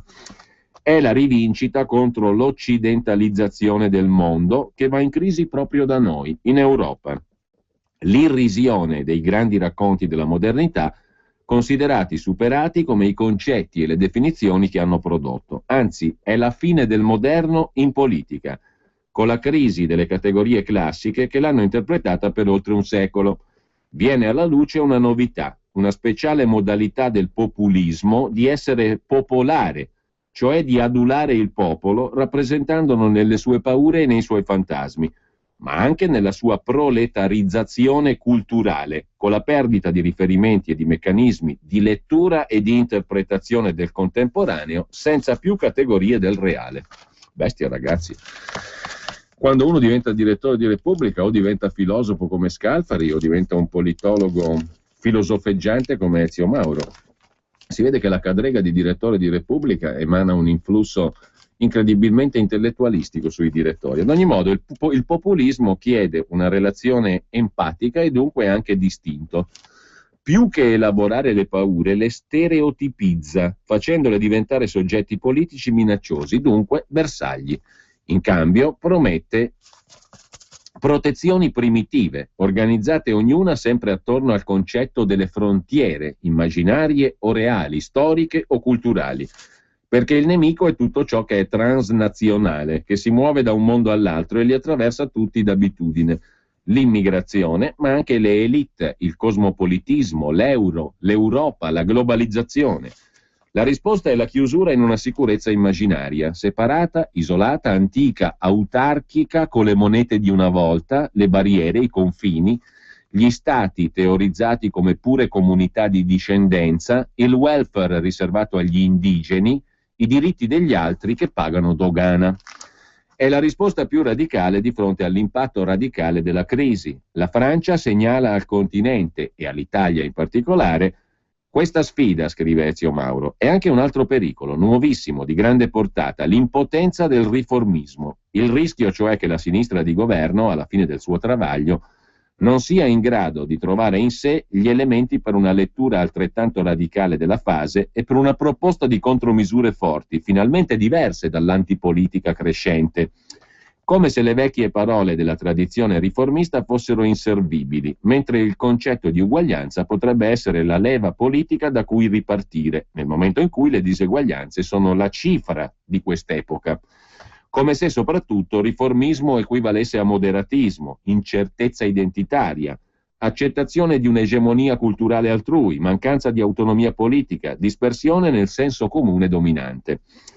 E invece governare oggi, conclude finalmente Ezio Mauro, significa cambiare radicalmente. Il paese è esausto nella sua forma di sistema, esasperato nella sua forma di opinione. Questo esaurimento non è solo un problema di efficienza perduta, sta diventando un problema di democrazia rinnegata. Il cambiamento, la riforma del sistema, è lo strumento più radicale che la sinistra ha a disposizione per fronteggiare la vera sfida politica che ha davanti a sé col nuovo populismo antipolitico. È l'unico modo per ricostruire un circuito di fiducia fra le istituzioni e il paese, tra i cittadini e la politica. Perché provare a cambiare davvero un paese, soprattutto se pare irriformabile come il nostro, è più utile che prenderlo a calci, scommettendo ogni giorno sul peggio. Te capì? Così parlò, scrisse anzi Ezio Mauro. Dovere di cronaca, spiace, ve l'ho letta, ma comunque, sempre dalla prima pagina di Repubblica, c'è un altro intervento, Guido Ceronetti, nella sua rubrica Diritto d'untore, mettiamo fine alla barbarie della vecchiaia senza sesso, una proposta per diminuire l'aggressiva veemenza delle infelicità esistenziali. Parte da Sofocle, Edipo a Colono, Ceronetti, la più grande sciagura per un uomo è una lunga vita, una verità che il volgo aborrisce, contestata rabbiosamente, ma a cui bisogna arrendersi. Vecchiaia è brutto, vecchiaia protratta è ininterrotto soffrire fino alle peggiori degradazioni. Oggi sono moltitudine, in Italia più numerosi che altrove, eppure là dove si gioca a scacchi la partita perdente con la morte, qualcosa di indecifrato, di rivelatore d'essere si nasconde. A un artista pensante, Bosch, Rembrandt, in modo preeminente interessano i vecchi. Togli i vecchi da una città e ne fai una città morta. La loro terribile sofferenza la protegge. Metterli da parte, costringerli all'ozio, abbrutirli di TV e psicofarmaci è un crimine che attira il male. Ma sono divagazioni, scrive Ceronetti. Va messo in luce questo stupefacente esempio di barbarie medica, politica, sociale. La fabbrica dei giubilati, degli esclusi, dei frustrati del sesso e dell'amore a sfondo sessuale, a partire da un'età prossima alla settantina o ancor prima, fino alla spossatezza e alle disperazioni di quelli che la geriatria contemporanea non abbandona neppure al di là dei 100 anni, scrive Ceronetti. La rinuncia forzata è approssimativamente di una trentina d'anni, la durata media del tempo juvenile. Per disabili e carcerati in paesi civili qualcosa si è mosso e si sta muovendo, ma per i vecchi maschi eterosessuali, coniugati o soli, si muoverà mai qualcuno? Bisognerebbe girare a Ceronetti per una proposta di Razzi, il senatore Razzi che abbiamo sentito l'altra settimana, quella di OAS, operatori assistenti sessuali. È una proposta che Razzi ha fatto per garantire, diciamo così, assistenza sessuale evidentemente anche agli anziani, come reclama Ceronetti in prima pagina su Repubblica. Sempre poi da Repubblica, e sempre in prima pagina, test di medicina, scoppia la rivolta perché è stato anticipato, nei licei di Bari, scrive Repubblica, gli insegnanti del quinto anno hanno sospeso i compiti in classe. I ragazzi non studiano più e non preparano la maturità, poco prima dell'esame di Stato hanno un ostacolo, il test d'accesso alle facoltà a numero chiuso, che quest'anno è stato anticipato prima della maturità.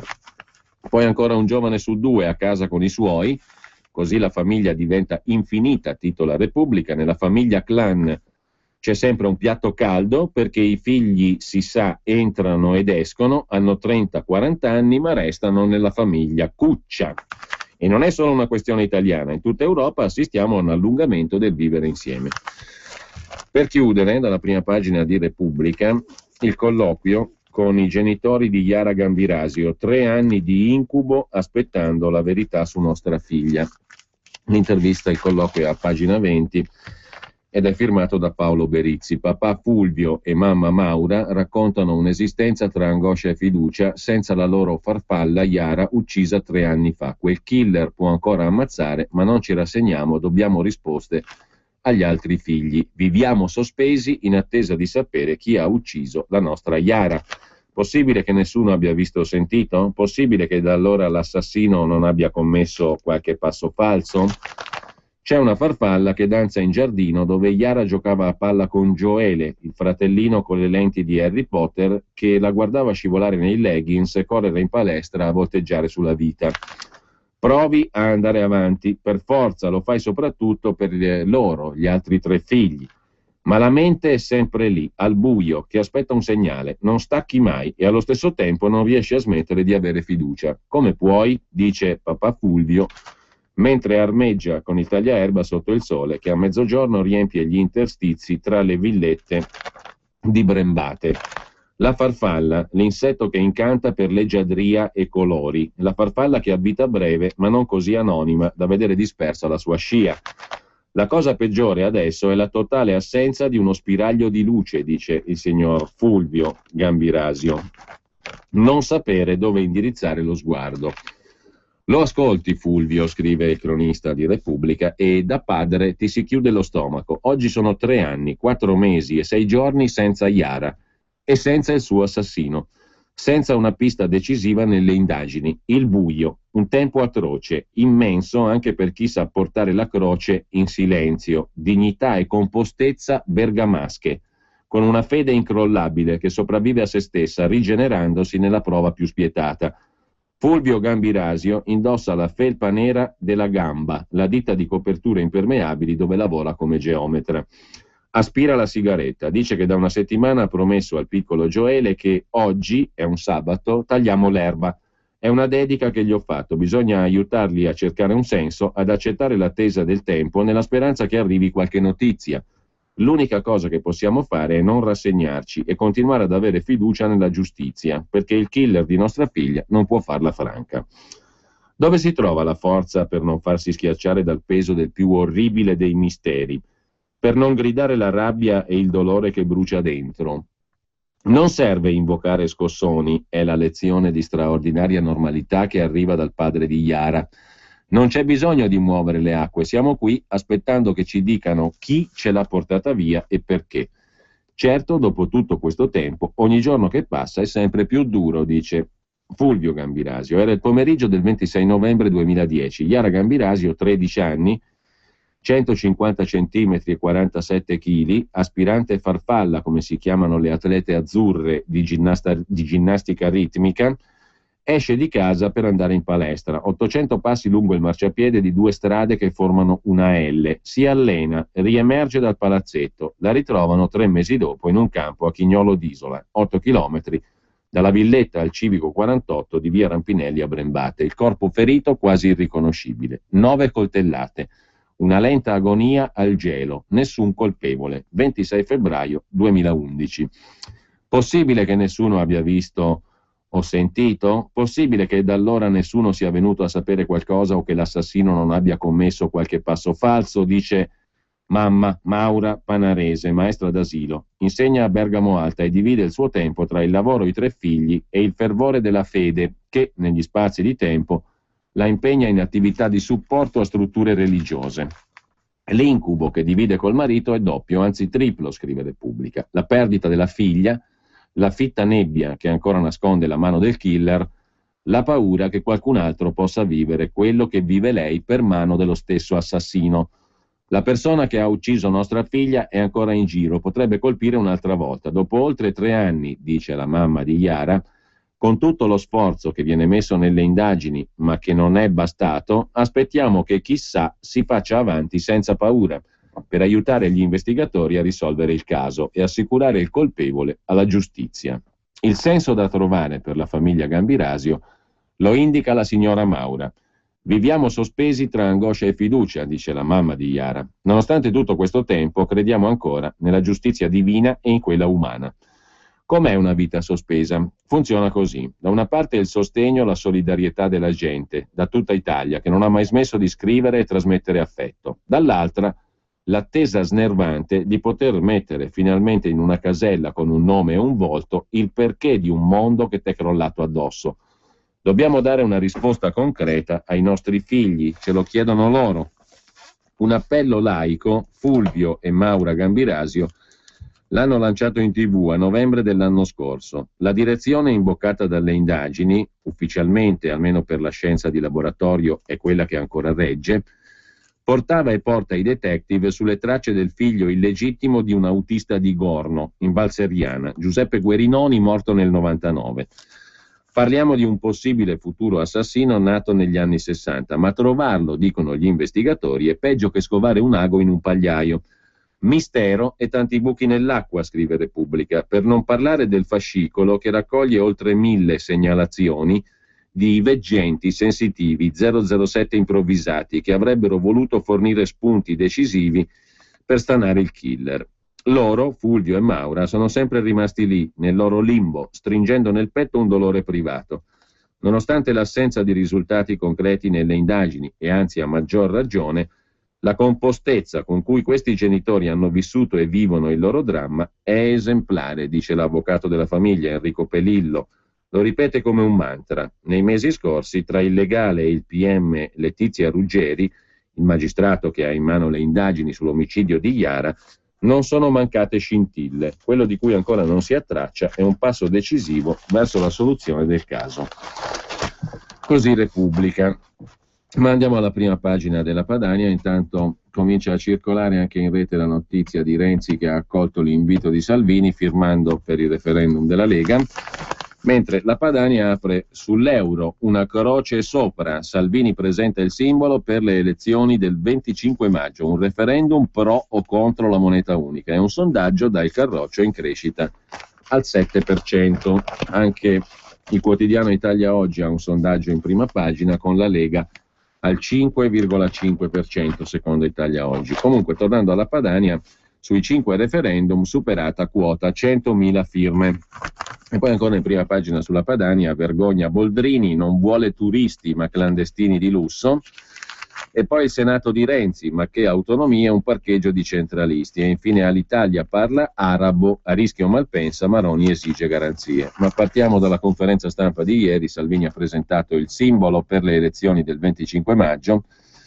Lega Nord, basta euro nel simbolo, con naturalmente Alberto da Giussano. Siamo tornati nel cuore della gente, diventeremo la casa dei popoli in Europa. Sui referendum, ha detto Salvini, era impensabile raccogliere tante firme in un fine settimana. Per Pontida saremo vicini al traguardo. E ora sfido Renzi e Boldrini a firmare. Boldrini no, ma Renzi ha accolto l'invito di Salvini firmando per il referendum, come da tweet presidenziale Palazzo Chigi di stamani, ripreso subito dall'agenzia ANSA che abbiamo letto prima. La Lega dunque si presenterà all'Europa come la casa delle identità e delle patrie, delle autonomie e dei popoli. Noi non esistiamo solo sul web, siamo tornati nel cuore della gente, non ci potranno fermare. Un risultato assolutamente incredibile, quello del primo fine settimana di campagna referendaria. Matteo Salvini ha presentato ieri il simbolo e l'obiettivo per le elezioni europee del 25 maggio, anzi per il referendum pro o contro l'euro, ha detto il segretario federale leghista, perché questo sarà il voto alle prossime europee.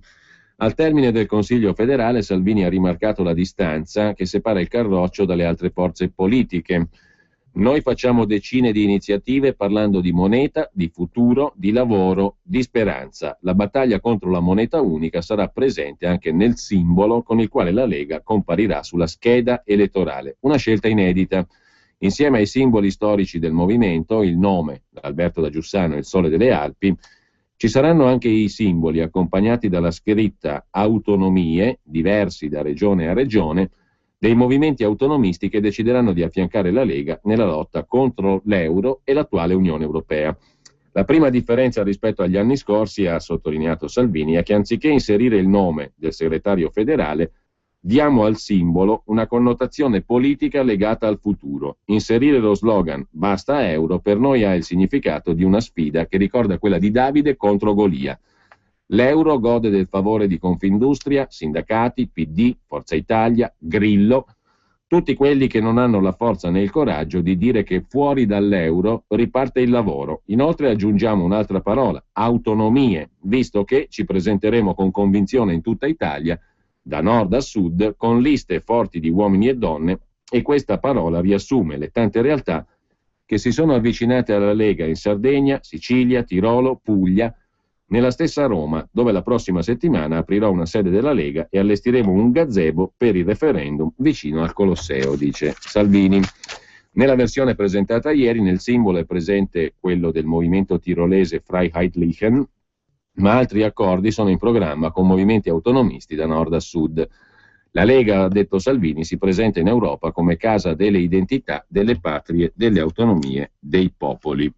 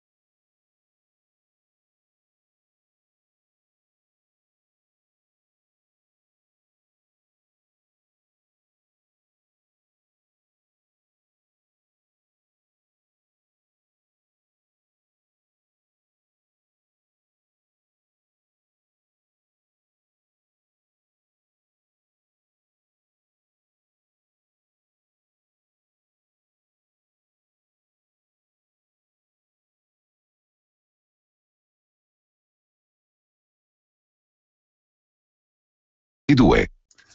Tornando alla Padania, sempre le parole di Salvini ieri in conferenza stampa, Grillo dice che siamo un movimentino, la Lega non esiste solo sul web ma nelle piazze. A giorni incontrerò Le Pen per studiare come liberarci da questa gabbia di matti che ci hanno costruito intorno. La battaglia contro l'euro nel simbolo elettorale della Lega, con la benedizione di Romano Prodi, scrive la Padania. All'ex premier che paventa immani disgrazie in caso di uscita dalla moneta unica, Salvini risponde con ironia. Prodi è l'assassino che torna sul luogo del delitto. Non mi stupisce che la pensi così. Lui è il padre di questa moneta bastarda, ma siccome porta sfiga alle sue battaglie, che difenda l'euro, va bene. Nel corso della giornata Salvini ha poi affidato a Facebook le sue opinioni su diversi argomenti dell'attualità politica. Un'altra notizia di ieri era la presa di posizione del presidente della Camera Boldrini. Non possiamo, senza un'insopportabile contraddizione, ha detto Boldrini, offrire servizi di lusso ai turisti e poi trattare in modo a volte inaccettabile i migranti che giungono in Italia. Hotel di lusso per tutti i clandestini, Boldrini clandestina è una vergogna per l'Italia. Sulla questione del Senato, la chiusura del Senato è una bufala, ha commentato Salvini. L'obiettivo di Renzi è fregare soldi e autonomia alle regioni per centralizzare tutto a Roma e a Bruxelles. Renzi chiacchierone, la maledetta riforma Fornero la cancelli oppure no, mentre litighi sul Senato, giovani, pensionati ed esodati hanno fame. Sempre poi dalla Padania di oggi, i referendum della Lega accendono l'entusiasmo, raccolte 101.000 firme, si replica il 12-13 aprile, si può fermare anche nelle rispettive segreterie comunali. Il sito vieniafirmare.org e il numero 0266 234 234 per conoscere il gazebo più vicino o anche dove si può andare a firmare, questo naturalmente nelle rispettive segreterie dei comuni di residenza. Intanto cresce il popolo dei no euro e la Lega sale al 7%, intenzioni di voto per le europee, un sondaggio di scenari politici mostra le intenzioni di voto, il Carroccio guadagna altri punti, scrive la Padania. Ci sono partiti totalmente insensibili al tema della moneta unica, mentre oltre il 35% degli elettori vorrebbe uscirne. E sempre dalla Padania di oggi, via dal patto di stabilità i fondi contro il dissesto, è una mozione presentata dalla Lega alla Camera che impegna il governo a porre la questione in Europa, una proposta di buonsenso, non rientrino nei limiti del patto di stabilità i fondi contro il dissesto idrogeologico, al nord città alluvionate e risorse bloccate dal patto di stabilità. Poi c'è un articolo che la Padania dedica al Senato di Renzi, altro che autonomie, è un parcheggio per nominati. I senatori a vita diventano addirittura 21, fa notare Roberto Calderoli, e le regioni vengono private della loro potestà legislativa con l'alibi del riordino. Se il buongiorno si vede dal mattino è notte fonda, dice Calderoli. E infine, sempre dalla Padania di oggi, spending review alle poste non è mai stata recapitata. Il gruppo Poste Italiane sfugge alla tagliola e continua a beneficiare di sgravi fiscali e sovvenzioni, ma l'esenzione del pagamento dell'IVA per 4 miliardi e 600 milioni rischia di rivelarsi un boomerang con costi per la collettività. Intanto il governo si preoccupa del lavoro degli immigrati, un vademecum per mettere al corrente i richiedenti asilo, oltre a quanti già godono di protezione internazionale, di quali sono i servizi e i progetti a loro dedicati con riferimento al lavoro su tutto il territorio nazionale. Questo è il contenuto di una nuova area dedicata alla protezione internazionale del portale internazionale migranti, da ieri online sul sito del governo italiano. Infine, sempre dalla Padania, Expo 2015, c'è anche il Piemonte. Siglato l'accordo di programma tra Regione e istituzioni per il coordinamento delle azioni di promozione del territorio in vista dell'Expo. Da segnalare anche la recensione di Andrea Rognoni sull'ultimo libro di Romano Bracalini, Disobbedienti, la voce della protesta popolare. Il nuovo libro del giornalista e scrittore sferra un attacco frontale al Quirinale, al Parlamento e alla Costituzione. In ultima pagina poi la Padania ricorda la prossima tappa del Basta Euro Tour a Buia, Udine, sabato 5 aprile prossimo, professor Claudio Borghi Aquilini e Matteo Salvini, segretario federale della Lega Nord, con il manuale Basta Euro, come uscire dall'incubo, 31 domande, 31 risposte, la verità che nessuno ti dice, che si può scaricare gratuitamente dal sito bastaeuro.org. Lasciamo però la Padania, andiamo alla prima pagina del Fatto Quotidiano. Renzi fa ciò che vuole e il Colle benedice è il titolo d'apertura. Indifferente alle critiche di Pietro Grasso e della minoranza PD, il Premier si appella al popolo e tira dritto sul taglio del Senato. È il momento in cui i politici restituiscano qualcosa alle famiglie, dice Renzi. I sondaggi gli danno ragione, ma crescono le proteste contro la, tra virgolette, svolta autoritaria. A centro pagina da Salerno, opla, la metro di De Luca non c'è più, fine corsa dopo soli 5 mesi, ci sono voluti 20 anni per farla, da oggi viaggi soppressi perché sono finiti i soldi. Il miracolo nel feudo del sindaco ed ex viceministro che attacca il nemico Caldoro, delinquente si era impegnato a pagare. La replica di Caldoro, colpa sua, colpa del sindaco di Salerno, De Luca. Il triste declino di De Luca, gli chiudono anche la metropolitana. 20 anni per farla, inaugurata 5 mesi fa, il comune di Salerno ha già finito i soldi. E il sindaco accusa il presidente della regione. Ma per chiudere dal Fatto Quotidiano di oggi, pagina 7 c'è anche l'articolo di Marco Lillo sull'affare Finmeccanica e un aspetto particolare, un'inchiesta sulle fatture dello studio Tremonti. Consulenza da 2.400.000 euro ai soci dell'allora ministro Tremonti per il maxi acquisto di una società americana, la DRS. Mentre Farinetti, il patron di Italy, amico di Renzi, ha fatto una proposta, un'idea per il Sud. Facciamo del Sud un unico Sharm el Sheikh. Per me nel Sud Italia, ha detto Farinetti, c'è una sola roba da fare. Un unico Sharm el Sheikh, dove ci va tutto il mondo in vacanza. Parola di Oscar Farinetti, che così si è espresso ieri in TV. Farinetti ha spiegato la sua teoria. Il Sud è uno dei posti più belli del mondo. Facciamo venire tutti i turisti del mondo lì. Aprirei a tutte le multinazionali del mondo affinché vengano a farlo. Concederei loro agevolazioni fiscali bestiali, non farei pagare loro le tasse per 10 anni. L'importante è che assumano tutti italiani, che usino prodotti alimentari italiani, tavoli e sedie italiani. Farei enormi agevolazioni fiscali per le start-up. Il problema per cui non vengono ha un nome: mafia. Hanno paura di quello, dice Farinetti. La ricetta di Farinetti ha suscitato un'ondata di reazioni non proprio affettuose, soprattutto al Sud. Ma l'idea non è nuova, ricorda il Fatto Quotidiano. Ci aveva pensato il ministro Tremonti. Vendiamo la Sardegna, è un'isola lontana, non serve a nessuno. Diamo 48 ore di preavviso alla popolazione e poi gli diciamo: siete stati venduti ai tedeschi.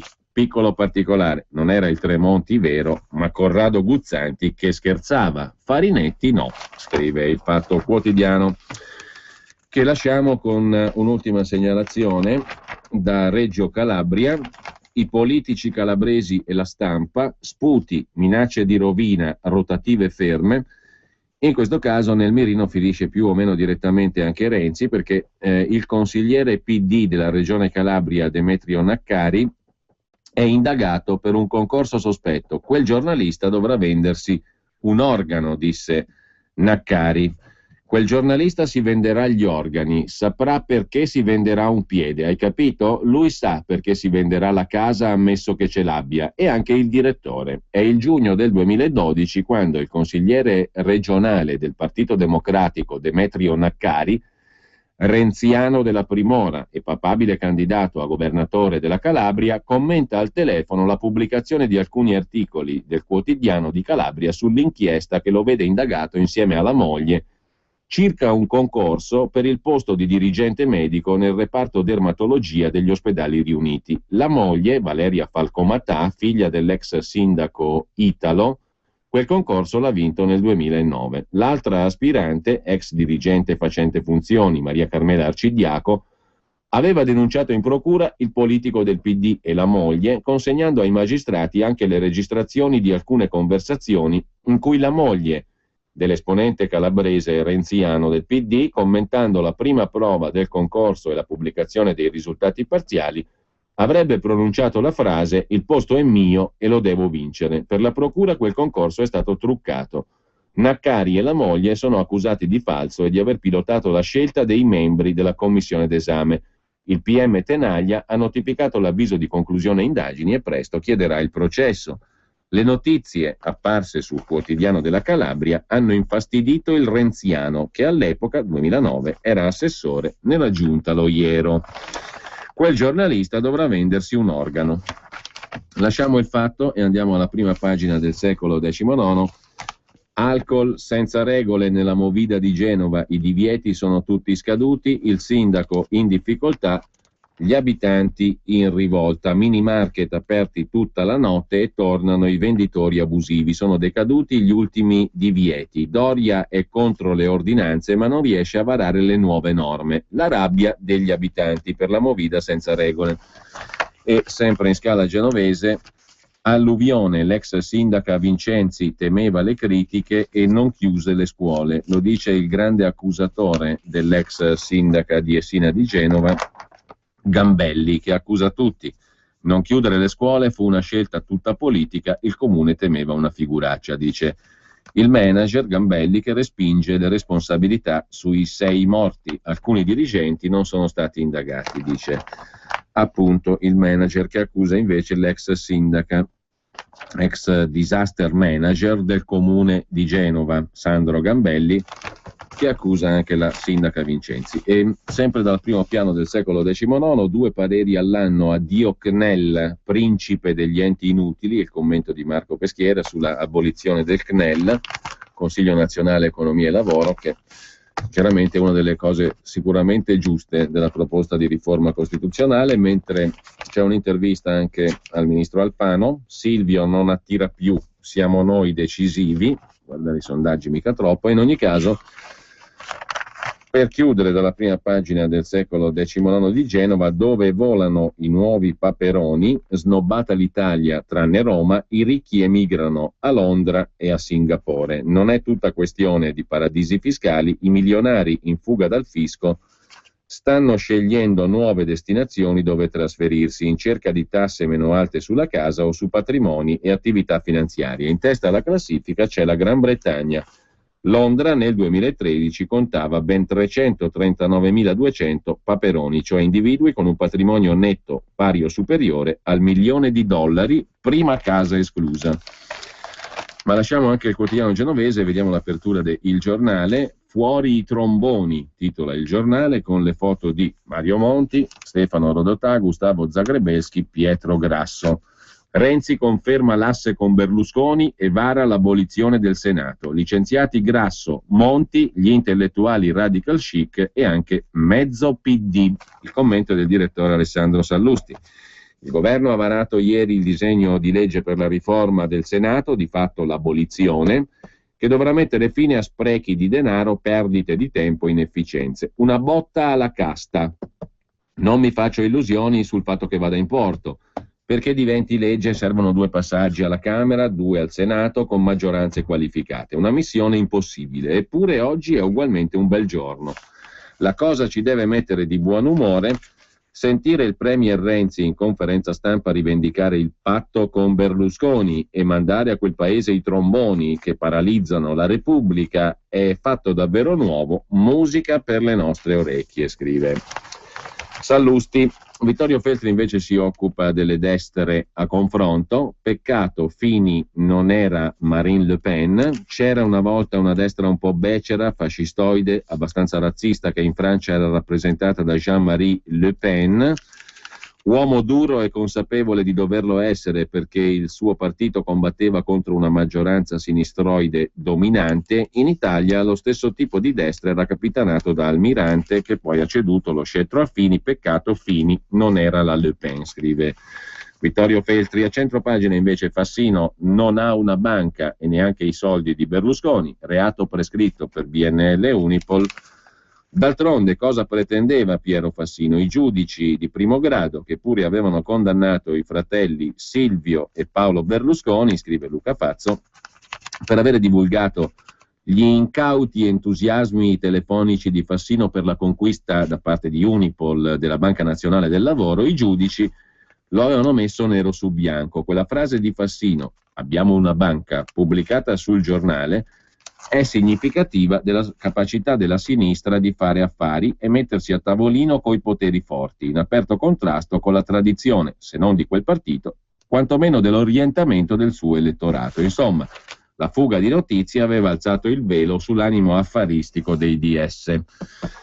Mentre il giornale pubblicò l'intercettazione di Fassino, Berlusconi e il fratello Paolo prosciolti, tutto già prescritto, Unipol, Fassino senza banca eppure senza i soldi di Berlusconi. Il sindaco di Torino voleva 1 milione di maxi risarcimento, niente risarcimento, i giudici gli hanno accordato soltanto 80.000 euro, buttali via.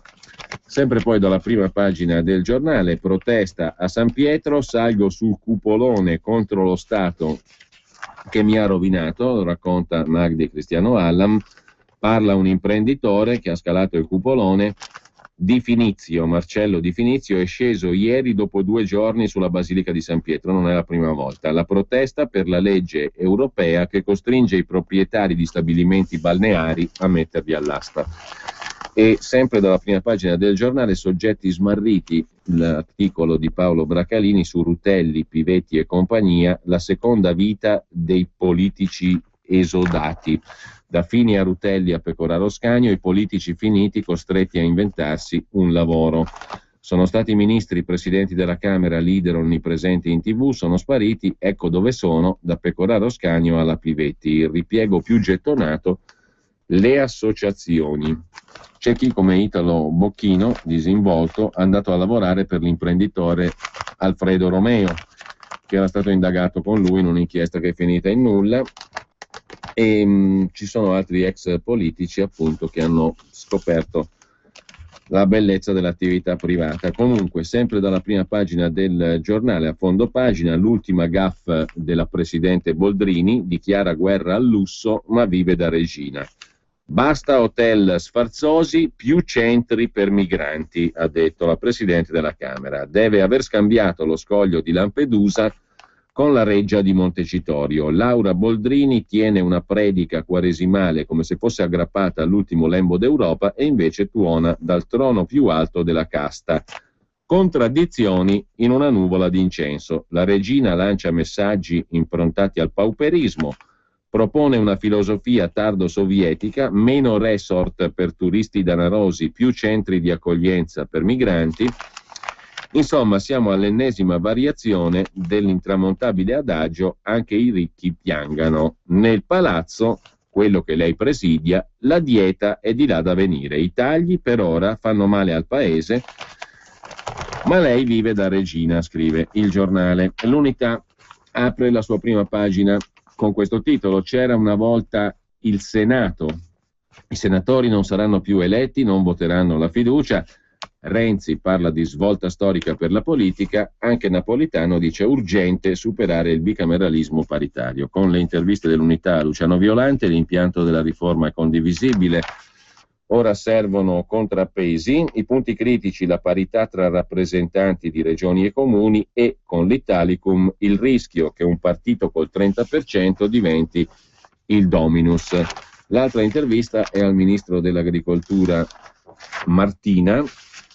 Qui si misura la capacità di cambiamento della politica, si ascoltano tutti i pareri, ma il governo ha fatto bene a mettere nero su bianco la proposta, è la madre di tutte le riforme. A centropagina però sull'Unità c'è un'intervista al candidato del Partito Socialista Europeo alla presidenza della Commissione Europea Martin Schulz: più lavoro per un'altra Europa, ascoltare il disagio dei cittadini, più giustizia per battere i populismi.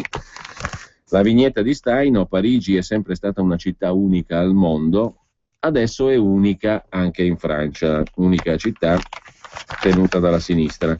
Infine Monte dei Paschi: Siena perde la sua banca, titola l'Unità, con la cessione del 6,5% la fondazione Monte Paschi Siena cala al 5,5% della banca. Siena non ha più la banca, scrive l'Unità. La cessione del 6,5% a 2 fondi di investimento fa scendere la quota della Fondazione Montepaschi al 5,5% della banca. Intervista al sindaco Valentini: Profumo ha capito in ritardo che la nostra linea è giusta. E infine il decreto lavoro: cambiare si può, scrive l'Unità, il decreto Poletti. Vediamo anche Libero, la prima pagina di Libero si apre con il rischia tutto. Renzi vara il provvedimento che trasforma il Senato, mi gioco la carriera, dice Renzi, ma non ha i numeri e senza legge elettorale la sua minaccia di dimettersi è un'arma scarica, scrive il direttore di Libero Belpietro. Renzi ora rischia tutto, se perde vince il peggio, il segretario paga caro aver concesso ai suoi oppositori interni il rinvio della legge elettorale, così si trova a metà del guado e con un'arma spuntata. Intanto Napolitano copre Matteo e sconfessa Pietro Grasso. Per Grillo invece si riapre il fronte dei lavoratori sfruttati, lo racconta Giacomo Amadori in prima pagina su Libero. Nei guai 2 senatrici, paghe da fame, soldi in nero, il vizio a 5 stelle, i grillini si ribellano al padrone. Un attivista si è rivolto alla CGIL accusando 2 senatrici, non hanno onorato il contratto. Un vecchio collaboratore del comico rivela: mi insultava. E poi ancora dalla prima pagina di Libero: Marò e doccia gelata, rinvio a luglio e pericolo carcere, l'India ci sta prendendo in giro, scrive Maria Giovanna Maglie. A centropagina invece un titolo sulla Lega che archivia la Padania e cerca voti al sud, secondo Libero.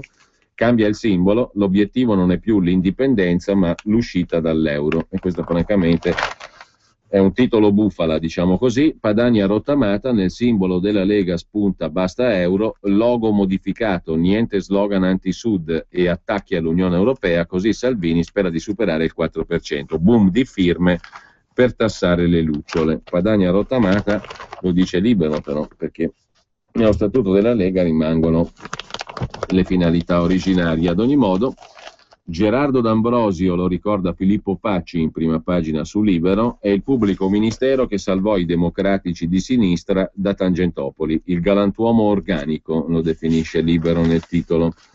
Fu tra i principali accusatori di DC e PSI e aprì un'indagine per scagionare il compagno Greganti, che invece riguardava il PC. Ammise che Craxi non si arricchì con la politica. D'Ambrosio, il galantuomo che salvò i DS da mani pulite. Ritratto di un giudice organico alla sinistra, qualche senatore naturalmente, entrò in Parlamento.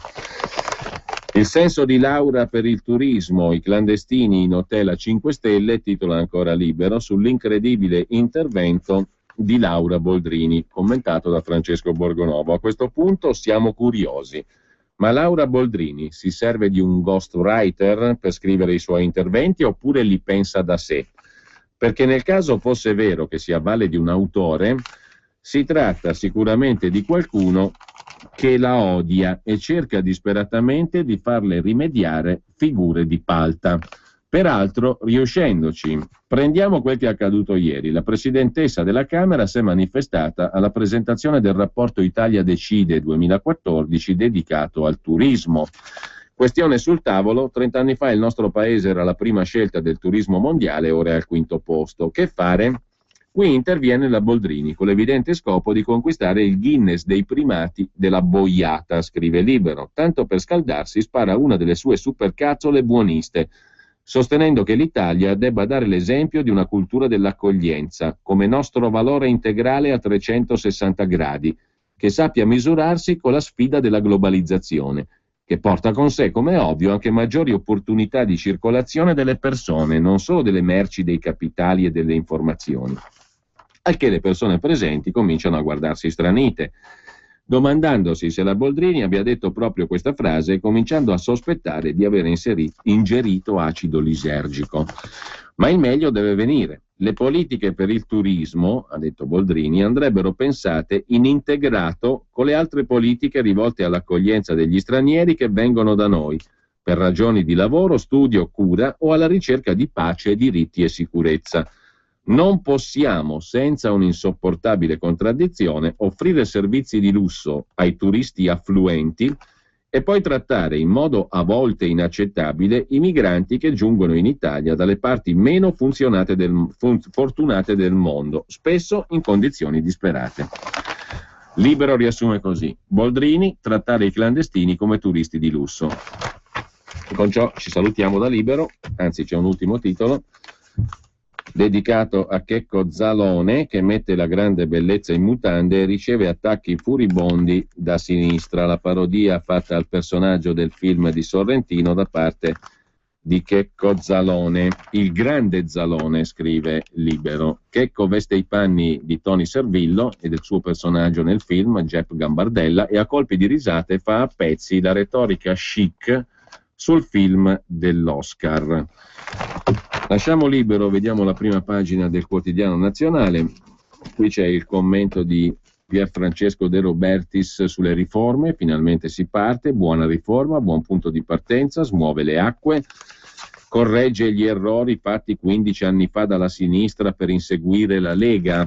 La sinistra fece la riforma del titolo V, che era l'origine di tutti i mali secondo De Robertis, e stavolta Invece c'è una buona riforma, si parte bene, un buon punto di partenza e via dicendo. Poi il titolo quinto sia l'origine di tutti i mali, è tutto da dimostrare, perché non è stato per niente sfruttato nelle sue dinamiche possibili di contrapposizione tra le regioni e lo Stato centrale, in una sana dinamica di contrapposizione che permetteva il titolo quinto che nessuna regione ha ingaggiato veramente contro lo Stato centrale o con lo Stato centrale per ottenere più autonomia.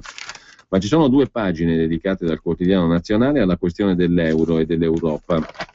Pagina 8, pagina 9, processo all'euro e all'austerità, ma uscire ci renderebbe poveri, dice la maggior parte degli economisti. Economisti divisi, illuso chi è contro Bruxelles, oppure no, bisogna ridare fiducia ai cittadini. Mentre c'è l'intervento del presidente dell'Associazione Bancaria Italiana, l'ABI, Antonio Patuelli, con la lira l'Italia stava peggio, i veri mali sono evasione e debito. Senza la moneta unica, conseguenze gravissime, dice il numero 1 dell'Associazione Bancaria Italiana. Se tornassimo indietro salirebbe il costo del denaro per famiglie e imprese.